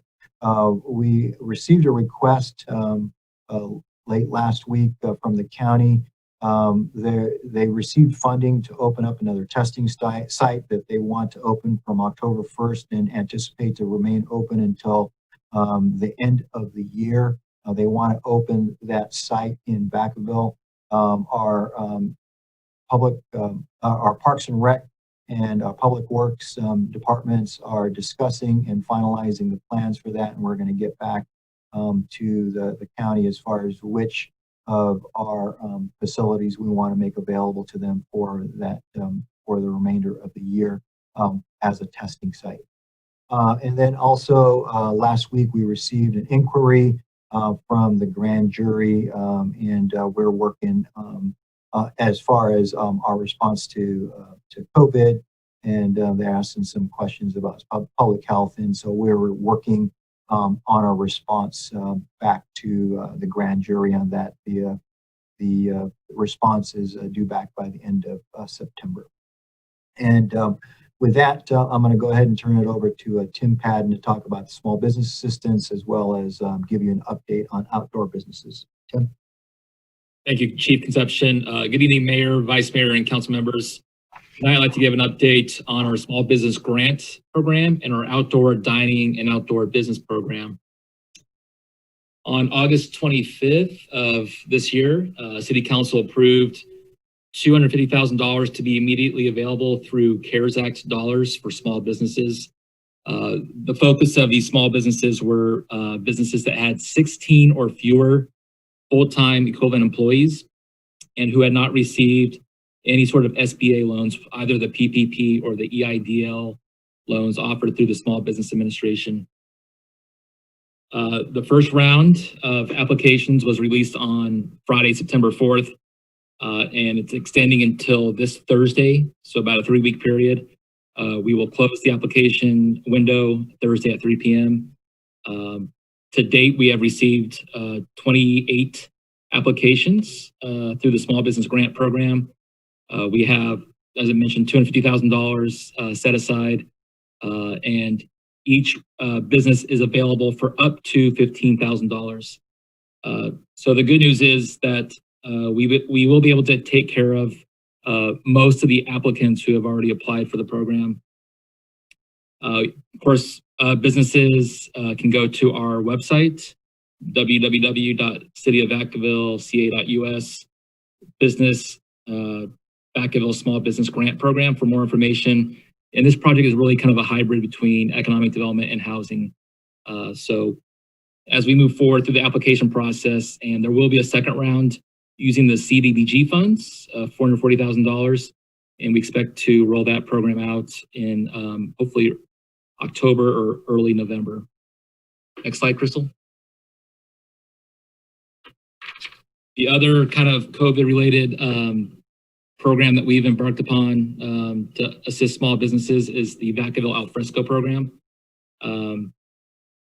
We have so far received or have approved 16 restaurants as part of the outdoor dining program. To date, we have one officially approved as part of the temporary outdoor business permit program. Now, this is kind of a tricky number. There's been a number of businesses who have, well, quite frankly, who are already operating outside without going through the application process, and we're trying to round up these businesses to actually put in an application, even though they're already operating outside, and we know who they are. But it's also been kind of a challenge for some businesses logistically to move equipment outside. And the other part is, good news like today, where restaurants are now allowing 25% patron capacity. I think some businesses feel optimistic that they, whatever industry that they're in, will be allowed to operate indoors. So we're still promoting the project through, obviously, the bid and the Chamber of Commerce, but there's a couple other kind of key factors that are preventing businesses from actually moving forward with the application process. We still, actually, with that said, we still receive new applications. I spoke with 2 businesses this morning who are interested in doing one is interested in doing the outdoor restaurant or dining program, and the other one was interested in doing outdoor kind of yoga facility in the park. And then going back to about a month ago, a number of salons and hairstylist businesses that had initially expressed interest in the outdoor business program have since kind of expressed that they're not interested, quite simply because they're now allowed to operate indoors. So, this is obviously, things come and go, and there's a lot of flexibility with this program. The program runs until the end of the year, December 31st. And at that point, we will assess whether or not the program needs to be extended, or if sufficient needs are being met with indoor use with businesses. Next slide, Crystal. I think at this point, the chief and I are available for any questions that council might have. Great, thank you so much for the presentation. It's an exciting step into the red. I would like it to move faster, but we'll take what we can get. And with that, any council members want to speak on this? Mayor, I have a couple comments. Yes, Councilmember Sullivan, go ahead, sir. Great presentation. I'm very happy with the outdoor options that you presented, and that was kind of one of my questions earlier. So I think the thing that I just want to remind everybody is that there are signs in Europe right now that they kind of let loose and the virus is starting to surge again. And I would hate for us to have done all this work and then to have things kind of go backwards. And I'm by no means asking that I want to lock anything down or do anything more restrictive than what the state is allowing us to do. I'm very excited to move forward as well. I think I'm kind of looking at this pandemic through a new lens and really looking at how we adapt to the new normal and kind of adapt to making sure that the needs of our businesses, our citizens, our kids are kind of on par with the public health crisis. And I think there's a way to do that safely by encouraging, positive behavior. So whether that is continuing to support outdoor dining, that is continuing to support, allowing fitness businesses to use our parks. You see a lot of parks in the Bay Area where they've got white circles painted all over the park so folks can go exercise and they know they can be, socially distanced.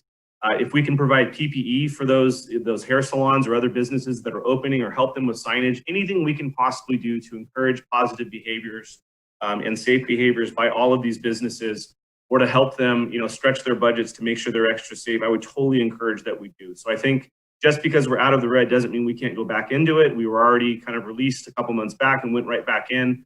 I just don't want to be short-sighted and forget that. And again, I am by no means implying that I want to be restrictive. I am saying let's open it up safely with state guidance, but let's be as cautious as we can, and let's invest as much as we possibly can in our local businesses and our local residents to help them continue to do things safely, encourage them to do things outdoors if they can, and fill in those gaps where we can. So, Tim, whatever you and your crew can do to open up those lines of dialogue, working with the Big Four, if there are things that the businesses are needing, or we're finding there's needs, especially, I just did some yoga in the park last week and I'm going to do it again on Saturday. If there's things we can do to get those businesses outside and operating and doing it safely, I'd like to continue to encourage that and maybe invest some money behind that. So please reach out to the businesses and come back to us at some point in time if you think there's things we could additionally do to keep up this forward momentum and forward progress. Any other council members have any comments? Hearing none, I'll open it up to the public. Anybody from the public want to comment? Libby Coleman, I'll open your mic.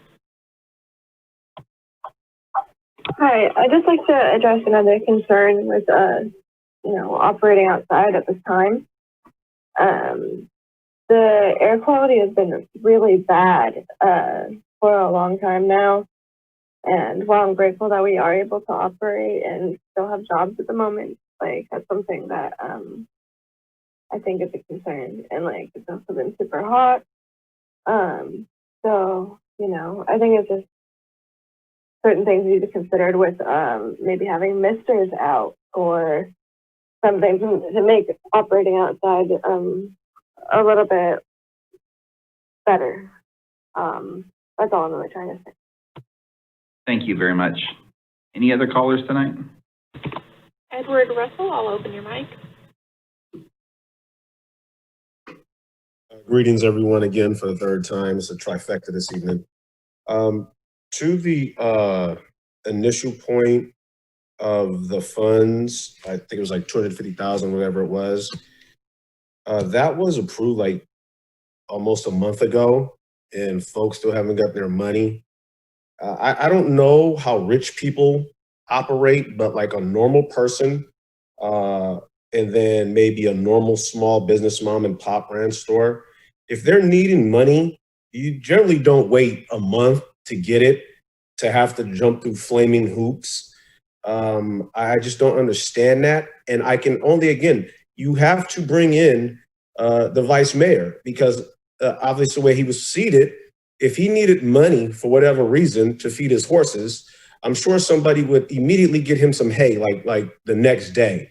you know? And then what I find ironic is that the bully or the wannabe bully would have to have one of his insignificant sidekicks to come to his rescue this evening to stick up for him. Hilarious. That is just absolutely hilarious. So again, let's be realistic. You had a month to get these people their money and you still haven't gotten them, but you sit here and say, oh, we want to open up. We want these people to survive. Do you really want them to survive? Or are you just saying that? Is that just checking a box so your people can hear you say, oh yeah, we want them to open up? If you wanted them to open up, you would have given them money the next day. Doesn't that make sense? I'm not sure about all the red tape. It just really doesn't calculate with me. I'm not a math wizard or anything, but you know, a month, really? And then right quick to Mashburn's point of 10,000 people voted for Beatty. Bro, do the math. Again, I'm not a math wizard. That's not even 10%. Sir? That means 90% don't like you. Sir, thank you very much for your comments. Do we have any other callers? Ian Lee, I'll open your mic.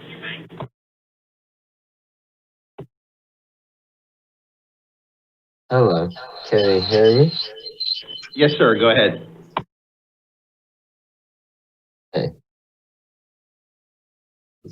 Okay, so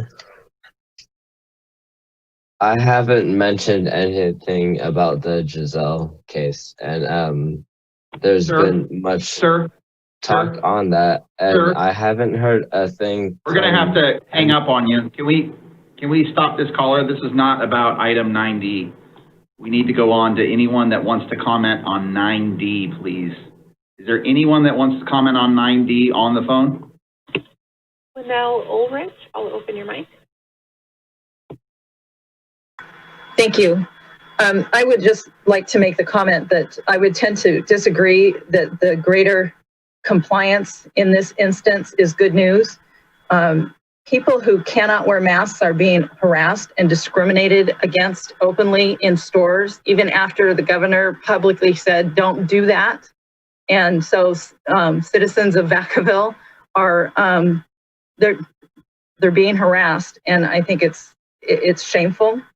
And I'm also curious and more accurately quite concerned that in speaking about remedies for our current economic situation, that not one time have I heard the most simple and obvious solution of being opening up all businesses fully and eliminating the discrimination against small businesses. The temporary emergency hospitals are not in use. Our regular hospitals are not overrun with COVID patients, and these arbitrary decisions are being made against some with preference over others. It's unconstitutional. Against the residents of this city, and it's very, very harmful. The cure is more harmful than actually being opened up and dealing with this crisis, because it's not a crisis anymore. We are not in an emergency situation, and it's not a pandemic. Even the CDC isn't calling it a pandemic anymore.